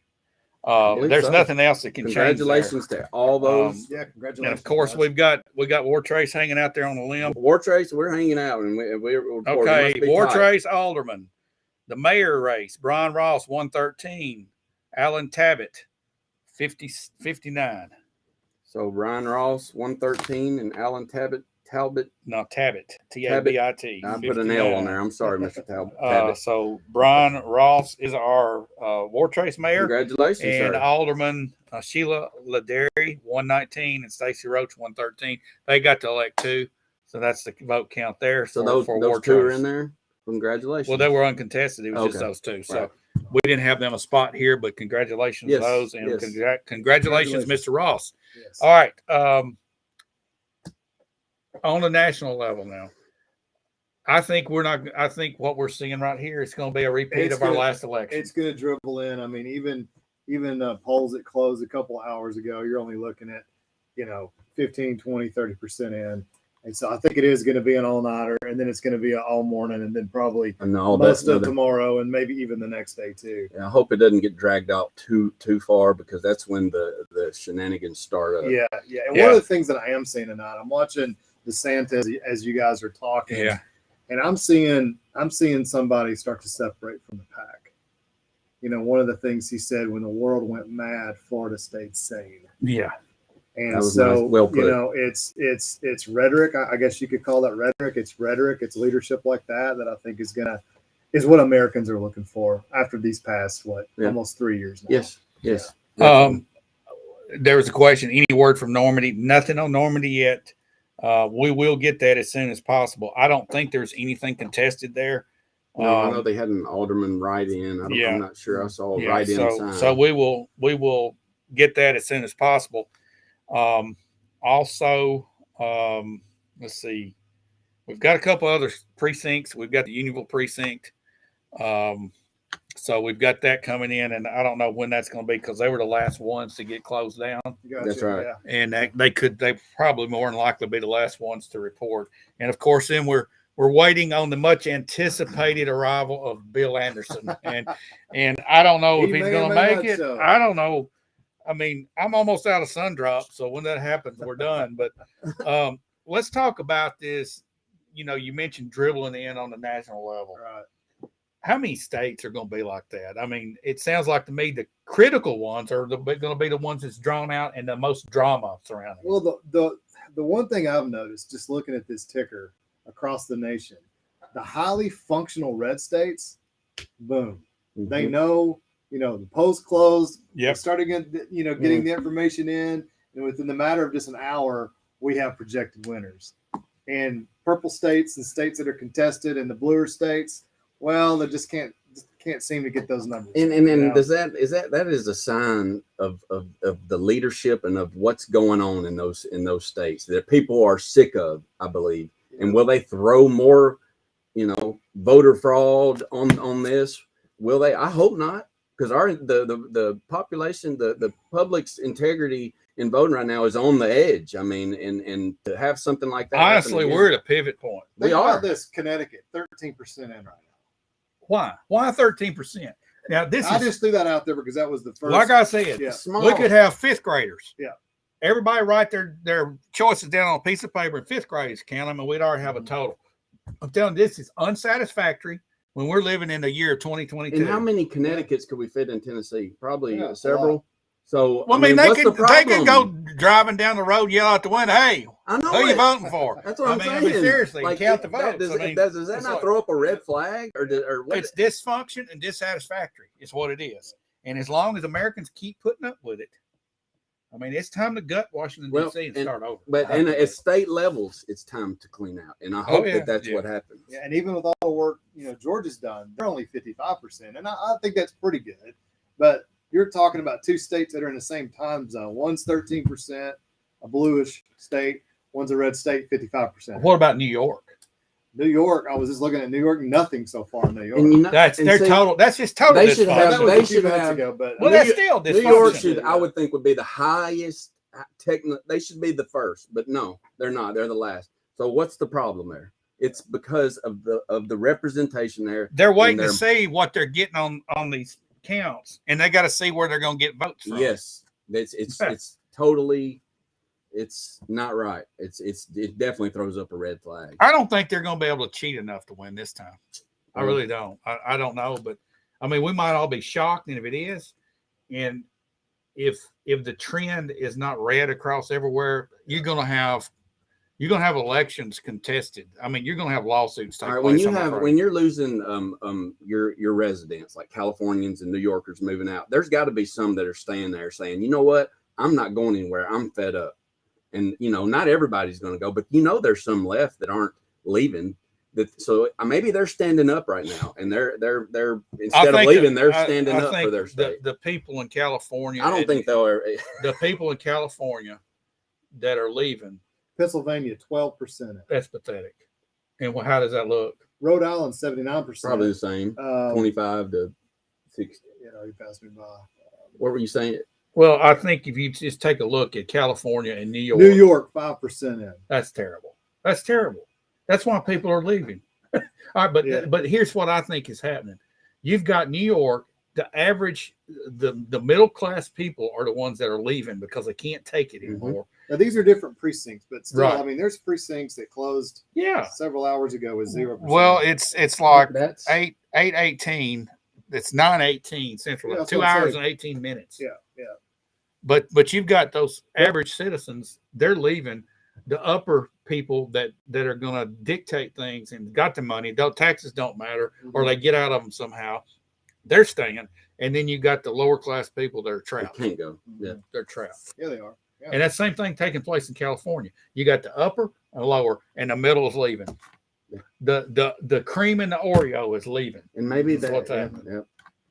So that's sad for those states that find themselves that way, but it's self-imposed. But it may be a thought that maybe I know there's some that got to be there staying that are just sick to death that don't want to leave, and maybe they can grab enough of a following and rise up. I'm hopeful for that anyway, but I don't see it happening anytime soon, especially in California. So I see somebody came in. Abbott won in Texas. No more Beto for a while. Oh, he'll poke his head up come president time, probably. I'm sure. So do y'all think Sleepy Joe's going to run again? I don't think he can run. Well, who is going to be the lead runner besides Bernie Sanders? How will he be, 80? Well, look, They don't have any. 2 years in politics is eternity. A lot can happen in 2 years. That's true. And you hear Hillary out there again too. Right, So right. Man, who's got the stomach for that? I mean, they don't have a great. They really don't, and that's where you've got to have a good candidate that's on American principles, but not just these radical left wing principles. And there's no in between, because a lot of times they just go that far just to get these votes, and that's what way it's been in the last several years. Okay, this statistic came in. All precincts are up by over 30%. Every precinct. That's strong. From the last city election. Good job. Good job, Bedford County. And is that in Bedford County reporting? Is that what that's every precinct? City? No, all precincts. All precincts are up at least 30%. Way to turn out, people. Yeah. Now that's 30% on a small number, but it's 30%. That's and when you've got not a lot of stuff happening in the county to go vote for, people still let's showing hope up. This trend stays this way. 3 of those were up over 45%. Well, I haven't heard standing in line for an hour in a long time around here, and that's what I've heard today, especially at Wheel. And I know that Normandy was steady. Yeah, Mr. Paul, beta equals once, twice, 3 times a loser. That's pretty good. Maybe 3 times and he gives up and goes home. Yeah, I doubt it. Yeah, exactly. All right. So, but just thinking about our national situation and what happened in 2020, I think most people are anticipating this to be drug out.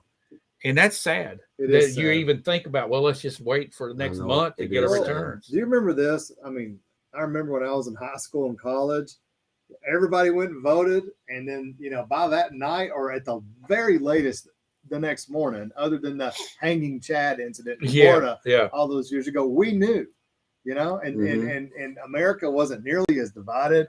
We woke up the next morning, maybe your guy won, maybe your guy lost, whatever, but we all went to work the next morning and it was good. That's right. And now it almost makes the polarization worse. It does. To drag it out. Yeah. Because it gets people thinking, what the heck's going on? It does. Yeah. It does. And it's, like you said earlier, these states, it's in these blue states or purple states, and they should have the highest technology or the capabilities. They've got just as good, but no. Okay.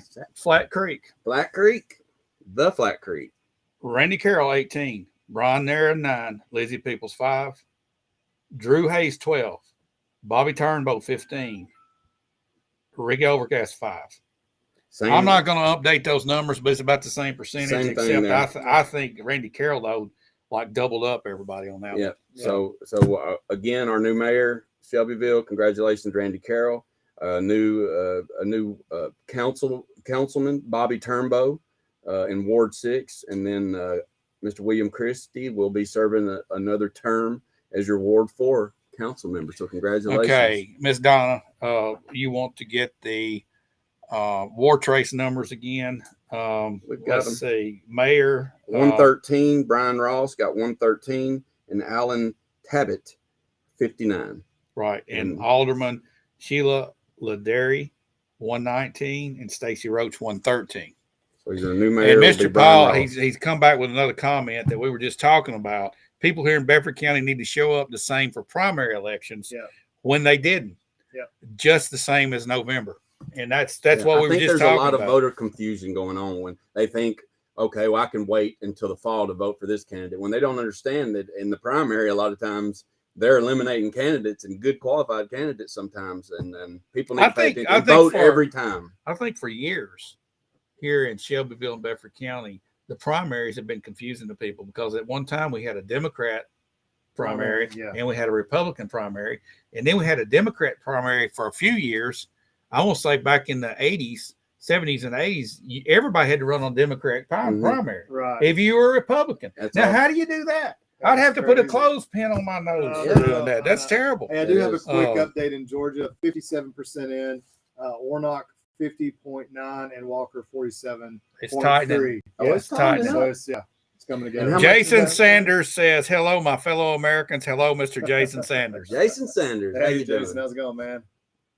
Thanks for tuning in. That's right. He said it twice. Hello, my fellow Well, Americans. well, we'll say call to Jason for your plumbing All needs. right, Right? all right. There you go. All right. Well, I tell you what, guys, while we're trying to find Bill Anderson, let's take Where another in the quick world? break.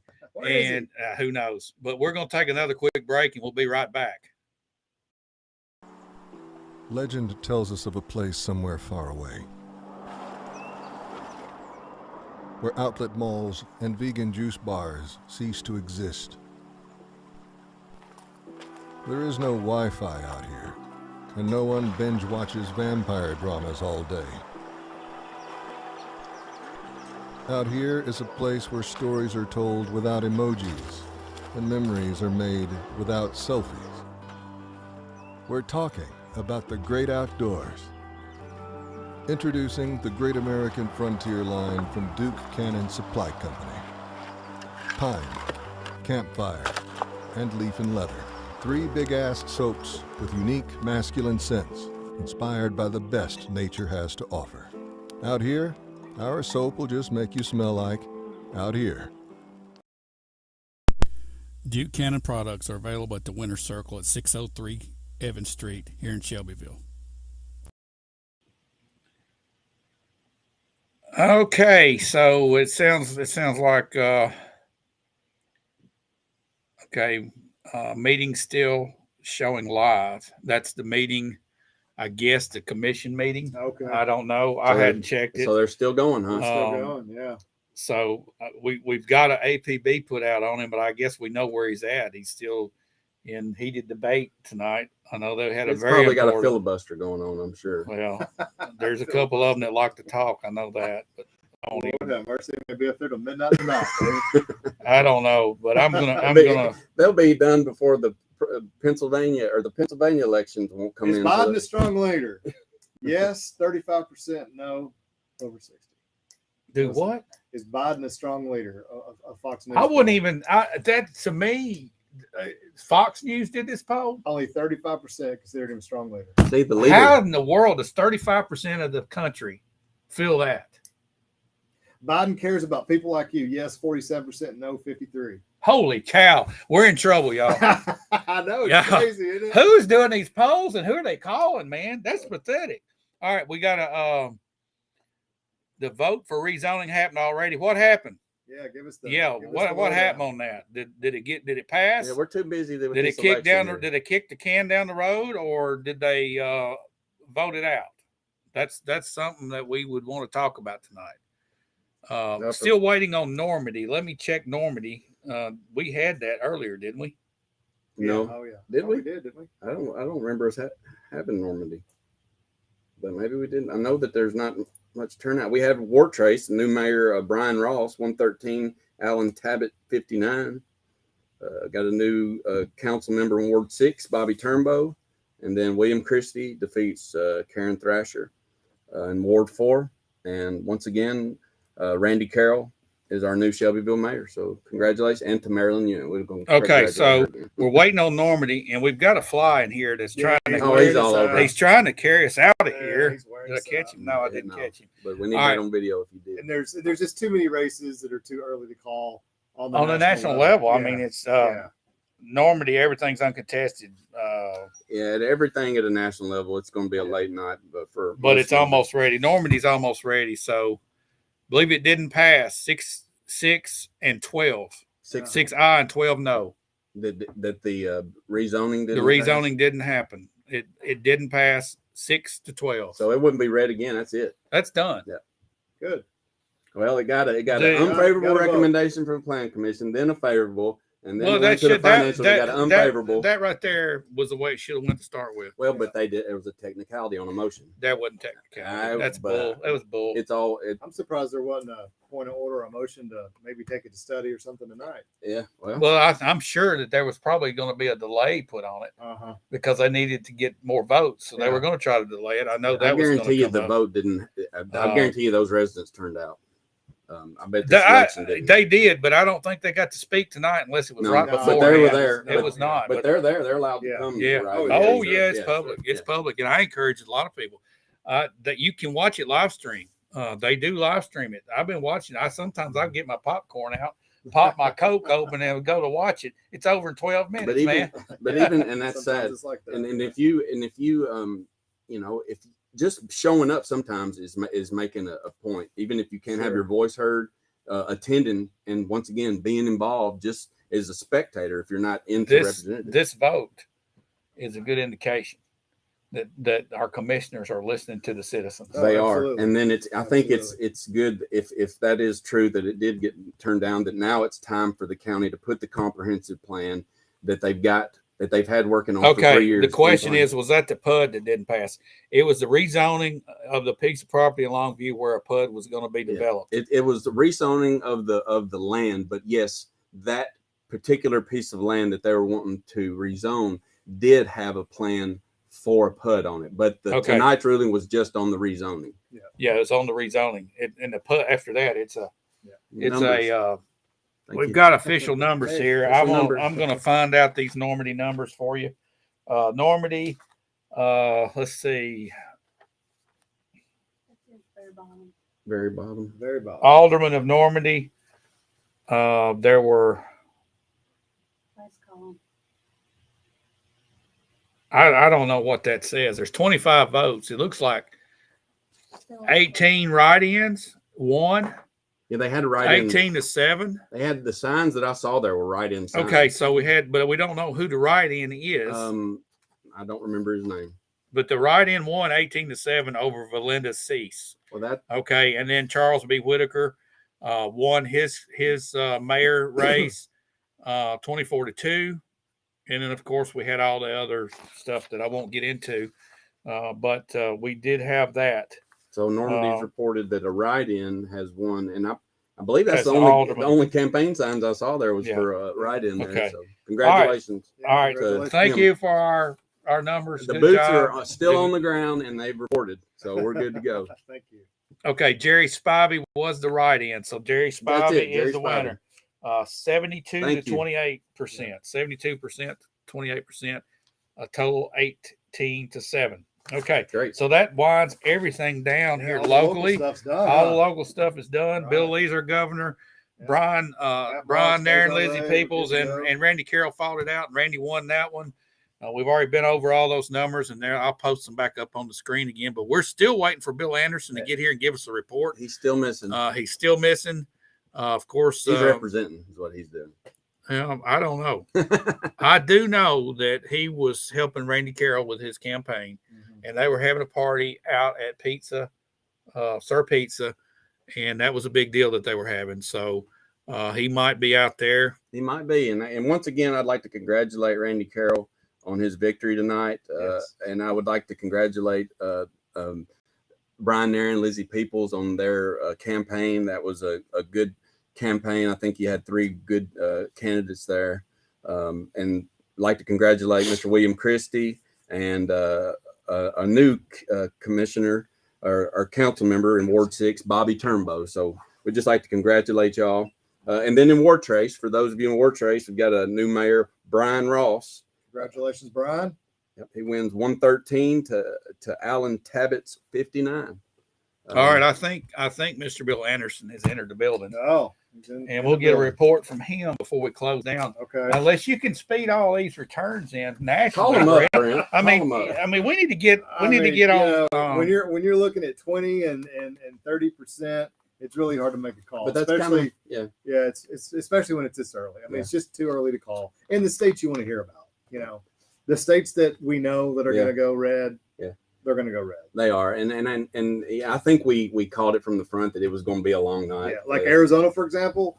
I mean, you know, there's a big party going on, but I'm thinking they're going to find out maybe tomorrow. Maybe. Yeah, and they All right. haven't even reported yet, have they? I mean, No. yeah. I'm gonna start another commercial here from one of our sponsors, and we'll get Mr. Bill. This land is very spiritual. My ancestors have lived on this land for thousands of years. We have like 7 months of winter. It's just like another day for us having whiteout conditions. It blows 50, 60 mile an hour year round here. You have to be tough, you have to be gritty, no matter what it is doing outside. You have to saddle your horse and get the job done. It's this tough country calls for tough people, and that's what the Blackfeet people are. We're tough. Ariat products are available at the Winter Circle at 603 Evans Street in Shelbyville. Okay, Look who's shown up. from parts unknown, Mr. Bill Anderson has arrived. Mr. Bill, I know you're aware of all the election returns tonight. I'm like Ron Slay on 104.5. I'm in the building. You're in the building. I'm in the building. All right, Mr. Bill. I know y'all had a commission meeting We did. tonight, and we're sorry you couldn't be with us, but Me you were too. so glad that you were there to take care of business. And I know we had a rezoning in Longview We did. come up. We did. Tell us about that and how that came about. The What happened? public meeting lasted forever. I want to compliment the people out at Longview, how well they spoke tonight. There was no need in Bill Anderson talking tonight. They covered everything. So they spoke tonight. Good. They came out and spoke, and they were very articulate. They got their point across, and it was wonderful. And even on the opposite side, they made some good points too as well. But it was nice to see your democracy work good. I thought the mayor did a great job. If I'd been the mayor, I'd have probably shut some of it down because it got to where it was the same thing getting said Yeah, over and that's, over. that's what happened. Yeah. And it lasted longer than it probably should. But Mr. Graham let everybody speak. Let everybody get up and talk. They wanted to talk. They got to talk. We even had children get up and talk. Oh, Really? good. That's a good sign. That was Good. a great sign to Yeah. see young people Yeah. get up and speak like that. Excellent. Yeah. All right. So the deal was that you were going to vote on the PUD, not the PUD, but on the rezoning Mhm. tonight. It was a rezoning to PUD, Right, rezoning to, and it was to denied high 12 to 6. 12 to 6. Okay. How did that vote turn out? Was there any kind of, I know they wanted to delay this. Did that delay? There was no attempt to No delay attempt it to whatsoever. All None right. So whatsoever. everybody was ready to get this settled. The developer was there. The owner was there. Okay. Everybody was there. The commissioners that voted for the PUD were Mr. Johnson, Boutwell, Pinson, Sanders, Mark Thomas, and Gregory Vick.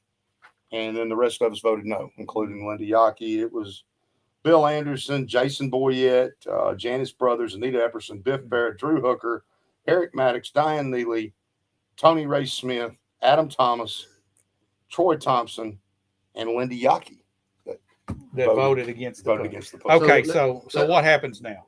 Well, what happens now is they're saying they're going to do a sub. We'll address that down the line. Right. Because Well, where is the county on the comprehensive map? It's time now for the comprehensive future land use map. Yes, and it's- I know that there's one in the making that's been put off. Us on the city plan commission, ours was put off for several. well, I think the reasons. big argument was the developer seems to think that the state's told him he can still put the septic system in. Well, we'll see about that. Yeah. Because that's the issue that I have. Because retention ponds, as the developer said, would be 6 feet deep. Tonight they announced it would not only be a 5-acre one, it's also going to be 4 other ones. Oh.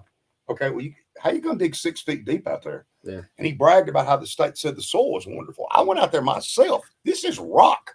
It's rock and cedars. It's pretty flat land out there. I don't know how you're going to get 6 feet. Well, if you don't get 6 feet and you're 2 or 3 feet, how are you holding water? Well, when this comes up again, when the next rezoning comes up, the county needs a starting point to where we want this growth and where we don't want this growth.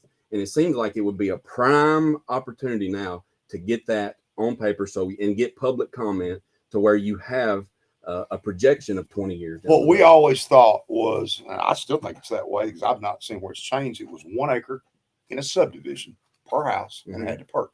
Now these step systems and the word sewage gets brought in. Maybe it's time we relooked at it where it's back to 5 acres. And I'm just going to say it from this standpoint. If Brent Smith on your farm, if you on your farm, and me and all of us on our own property, they'd make us do 5 acres, right? So why should it be any different from the developer? That's at least then it's the same rules for everybody. That's all I'm saying. Right. Yeah. And there was several comments tonight that were made about going to 2 or 3 acres and what have you, but well, that's something to look forward to and talk about. Yeah, it's something that we need to address because do you want to be the argument kept being made bringing these people in. Even the developer was saying bringing people in. Well, even if you do get some sort of subdivision in Bedford County people, it's starter homes, whatever it is, and it's our folks there. What we don't want to do is bring a rash of out of county people in here. One question for you on this PUD bill. Traditionally, when you see a PUD, it's usually in a urban area. Urban area, correct. Right? Sewer pressures, yes. Good, water pressures, good. All that's good. But even when you do the step system, and I went and looked at them, they got a pipe. So let's say we're all got the house in the PUD. There's a pipe in your yard that vents the gas. Right. In the summer it stinks. Yeah. Mm-hmm. Yeah. And when you're putting that sewage in a retention pond, there is an issue, especially in a rural area where you have a water issue. Mm-hmm. What if it comes over on Brent Smith's property? But let me ask you this. Yeah. Does a PUD in Bedford County make more sense within the city limits is what I'm Yes, absolutely. I'm not against a PUD right. if it's on 231. Well, here's the timing I think is better now because they did try that at Union Station. They did, okay. In 04, 05, the Parker brothers developed that, and it was a big plan. It didn't quite do it. The economic conditions, other things, but it was right on the edge of the city limits. Right. So they had the sewer, they annexed some property to get in there. So I think historically it is better to have it on the outskirts close, but you are seeing some counties doing it in other places. But that's why the county needs a good future land use plan to know where we can put and things. to partner with the city when we have these opportunities. Absolutely. To say, hey, look, here's a whole block in Shelbyville that could probably use a little updating. Yeah. Right. And a PUD, a multi-use PUD, makes a heck of a lot more sense right around the corner than it does maybe. We've got retail right down the road here at the corner of Evans Street and Blue Ribbon Parkway. There's a development right there. I can't remember what the name of it. It's been there for several years now. That would be, in my definition, a small PUD. Right. Is that what that is? It's not classified that, but it's a very similar development. Similar development. It's gated, most PUDs are gated, and they have common areas, and then there are homeowner fees. Well, my point is, it doesn't look out of place sitting in town. If you use the step system, I talked to 2 developers today, big time developers, that told me if you were going to that step system, no more than 50 houses or it causes failure. Yeah, and we didn't bring that up tonight, but they're pushing. It was 109. And I've seen step systems in Marshall County that have more than that, and I don't know if they're having problems, but they do consider that a public sewer. It is considered a public sewer, well, it's not. Even though it's not, but it is considered that. A question I've got for you, Mr. Anderson. Yes, sir. Squire Anderson. Yes, sir. We've got some new folks on the commission. Looks like, there's a change of direction.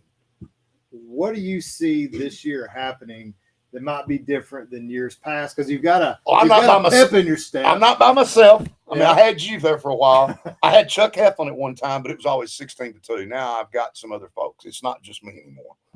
I'm not saying it's a majority on everything, but this thing's a lot closer now to where it's more 10-8-ish than it was. Well, we're having more involvement, more questions. Absolutely. That's what we want. Commissioner Maddox and Hooker are doing a wonderful job. So is Commissioner Troy Thompson's going to be a great addition to county. Regardless of our issues, as long as our representatives are speaking for their constituents. But tonight, that was the thing. That was the thing. That room was full of citizens that didn't want it. And the only people that did was the person that owned the land and the developer. Well, we're here to represent the taxpayer, the people, not a corporation. Well, here's my question.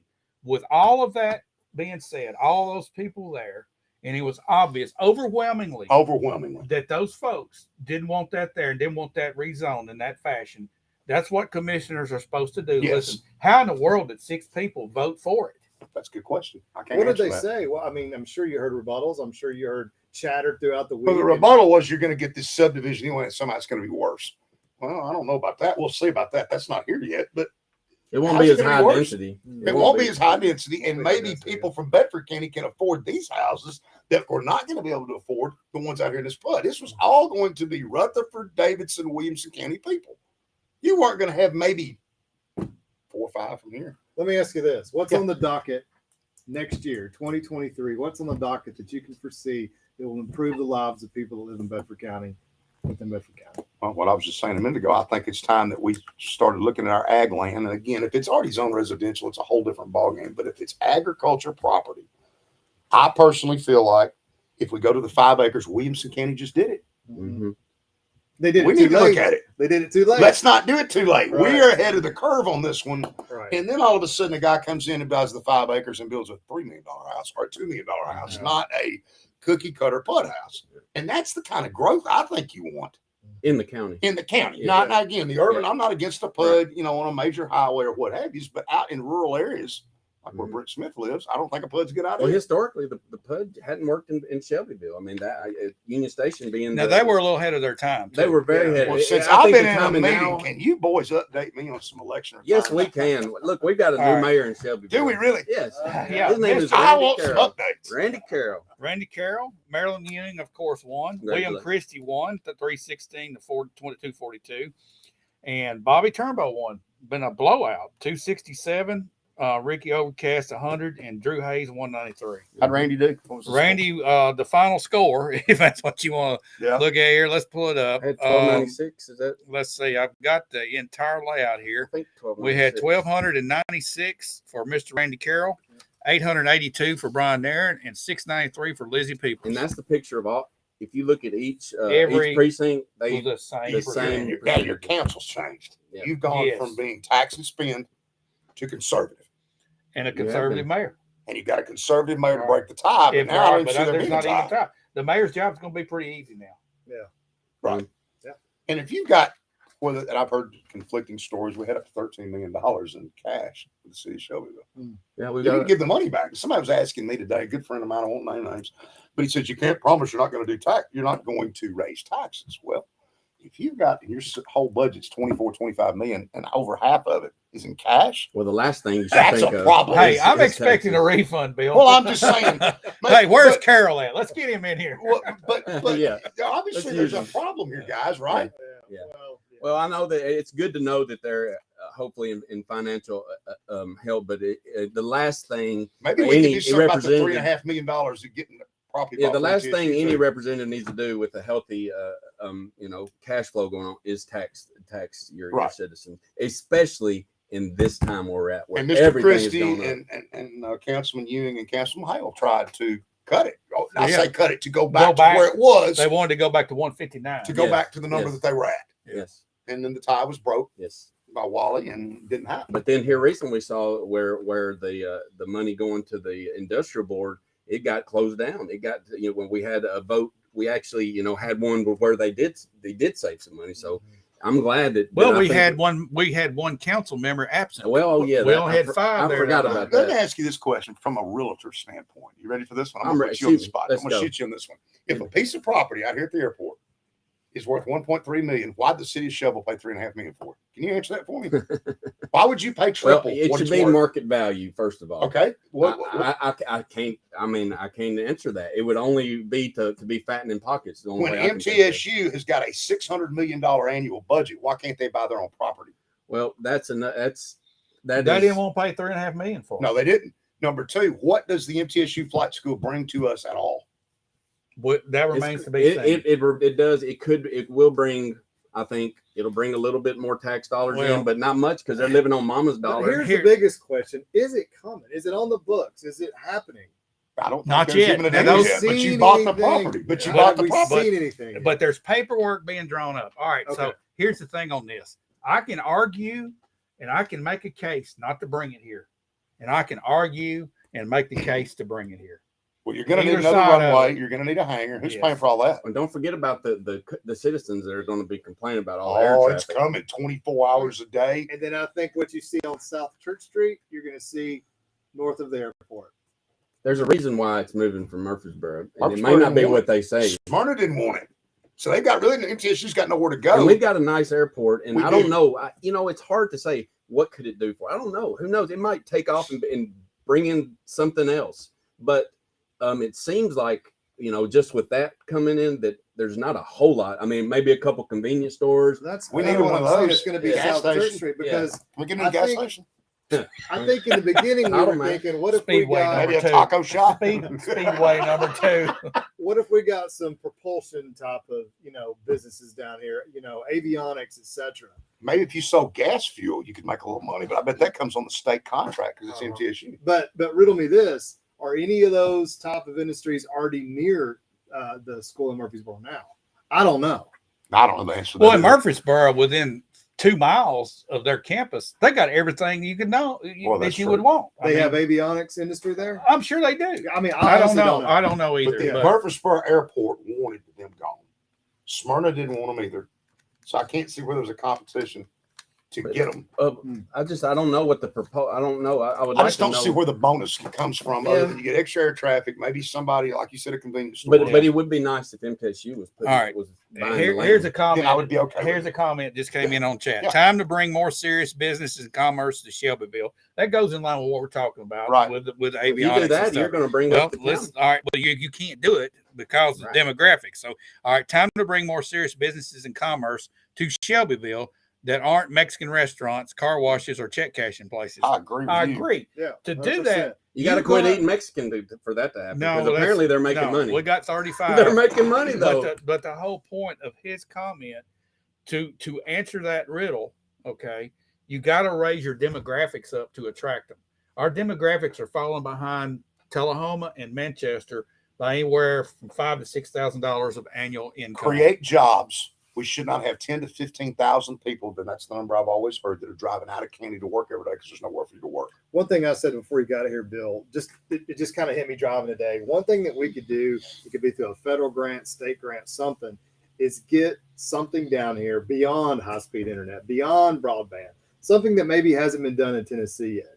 Bring it down to this area of the state, of the country, and I think we would see some business. spring up Industry's first just question is around probably that. It's And- probably what's your broadband. And so are homeowners. You're right. Yes, they I mean, want the fastest. We have to have basic infrastructure first, because if we don't, Right. we're not going to be Right. able to improve. And our from a demographics. county standpoint, how about we get running water to everybody? How about that? Absolutely. How about Absolutely. Yeah, I like heard that on tonight. I mean, I just- heard that Yeah. tonight. just Yeah. From those residents that I were out here in know. the public Yeah. hearing, they didn't even have it yet. You're going to give this Yeah. PUD all this. And they don't, they're well water. That's all they got. We need to polish what we have.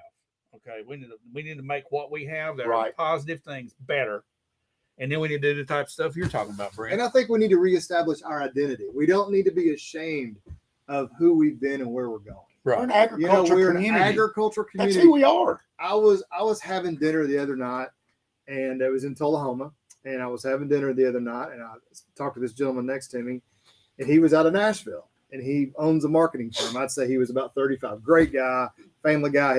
His wife and kids had been sick, and she said, "Get away." You know where he came? He came to this area because it's so green, it's so beautiful, and he bragged the whole time about driving Yeah.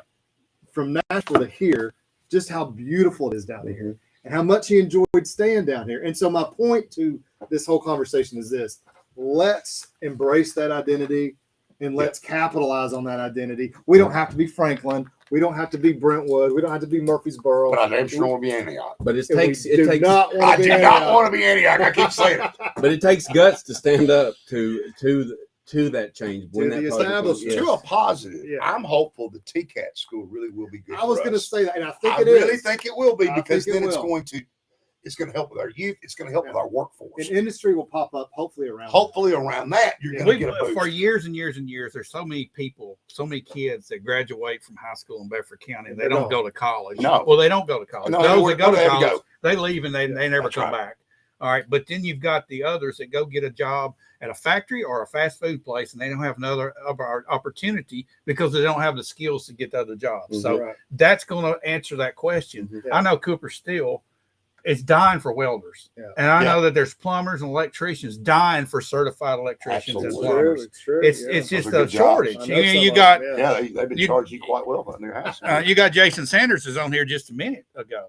I mean, he can tell you how Yeah. backed up he is. And Right, it's right. now things might be slowing down with the economy right now, Well, but then it that's takes- it always takes going to be there. the character of the American people to get up off their butt and work, because there's a lot of laziness in this COVID stuff. You know, getting these checks in, a lot of people are just not working, and it takes, first of all, getting up, having some pride, Right. getting up every morning and going to work.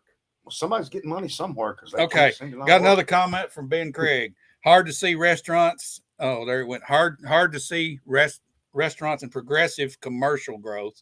We got a bunch coming in here. Well, Without more PUDs and 400, 500,000 housing developments, talk today with commercial realtor.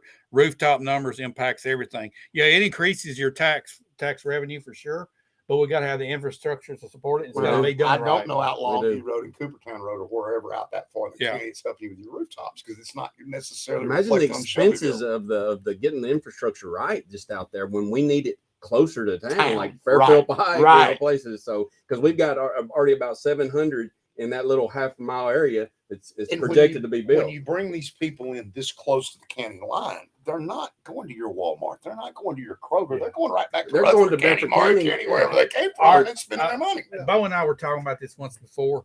If you took a map and you look at Bedford County, you have one intersection that should be the center area for your urban growth, and that's 231-41A intersection right up here at Kentucky Fried Chicken. That's your center point for Bedford County. Everything commercially should grow from that area, not Unionville with PUDs and not Bell Buckle with PUDs, but the PUDs need to grow Well, around see the what's outside. happened, like places like Nashville, and then outside there, Nolansville, and these little things. And we're not Davidson County. We're not Nashville. We Right. don't need that. Right. That's where that thinking though is coming from, and Or it's usually Nolansville. coming from outsiders. And kind of back to my Oh, it point is. earlier, if we utilize those PUDs, right, in the Right. city of Shelbyville, Right. we could get rid of so much blight. We could Yeah. bring in so much more business. And to your point, grow out from Right. the hub. Hub out. And you Right. That's Not our from the hub. outside. That's our how you do hub. it. And you'll That's be how you do it. And you know replacing- what we've got sitting right on that corner? That A vacant horrible building with homeless yes, people yeah. sleeping on the front porch. And you'll have all these rental houses, gone for, say if a area got turned into a PUD, you'd have individual ownership, Right. and it would be And even better, you probably have individual ownership on top if they did it right, and their business is below. that's Maybe right. it's a flower shop.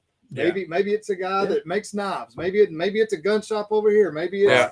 I mean, it could be a lot of different things. Then home you've got a goods shop, community. Then you start Right. establishing that community Right. Right. feeling. Guys, we have solved the world's problems did. here tonight. Well, Bill I got- Anderson but showing listen, up. I gotta Wait, hit the wait, surface wait, and Wait see a minute, Randy. wait, before we close this down, I want us another quick check on the national races.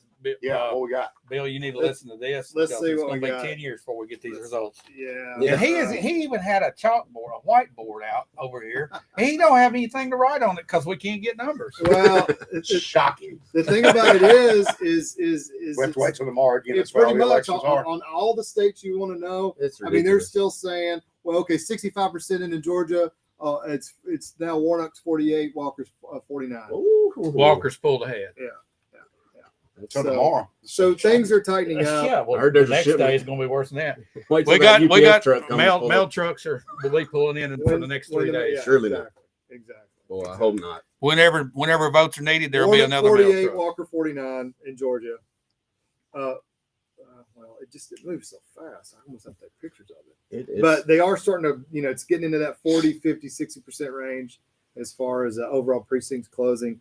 So again, we're going to know tomorrow. Yeah, no, we're not. And No, we're not. Hopefully we'll know No. tomorrow. All right, guys. Hey, thank y'all for being here tonight. Thank you And, for and having guys, us. thanks for watching. Good to see everybody. We've enjoyed Yeah. this. We've had a good night Thanks for tuning in in. our local election. Thanks for all the comments, questions. Yeah, we've everything. had a lot Free of pizzas, sir. Pizzas. You want to run by and get some? Oh, Free free all right, pizza, okay. free So we're gonna wrap this up, and we're gonna do this again, not for any special occasion, but just because I think there's some good ideas being shared here, and we love to interact with you out there. And again, we thank you very much for participating with us tonight, not just watching, but participating. Thanks for all the Congratulations to comments. all the winners tonight. Yes. Congratulations to all the Congratulations. candidates that ran campaigns. Yep, takes a lot of guts. And thanks for going out and voting too. I Yep, mean, a and- 30% and- increase, and- that's Absolutely. huge. And we've got two guys that have served here for us, and we want to thank you guys Yes, and all those that have definitely. served in the Absolutely. past. We thank you guys, and be on the lookout for our next live show. We'll be coming to you real soon with some other stuff. Thanks Sports again show for in 2 watching. weeks. Sports show in 2 weeks on Saturday Sports morning. ball, sports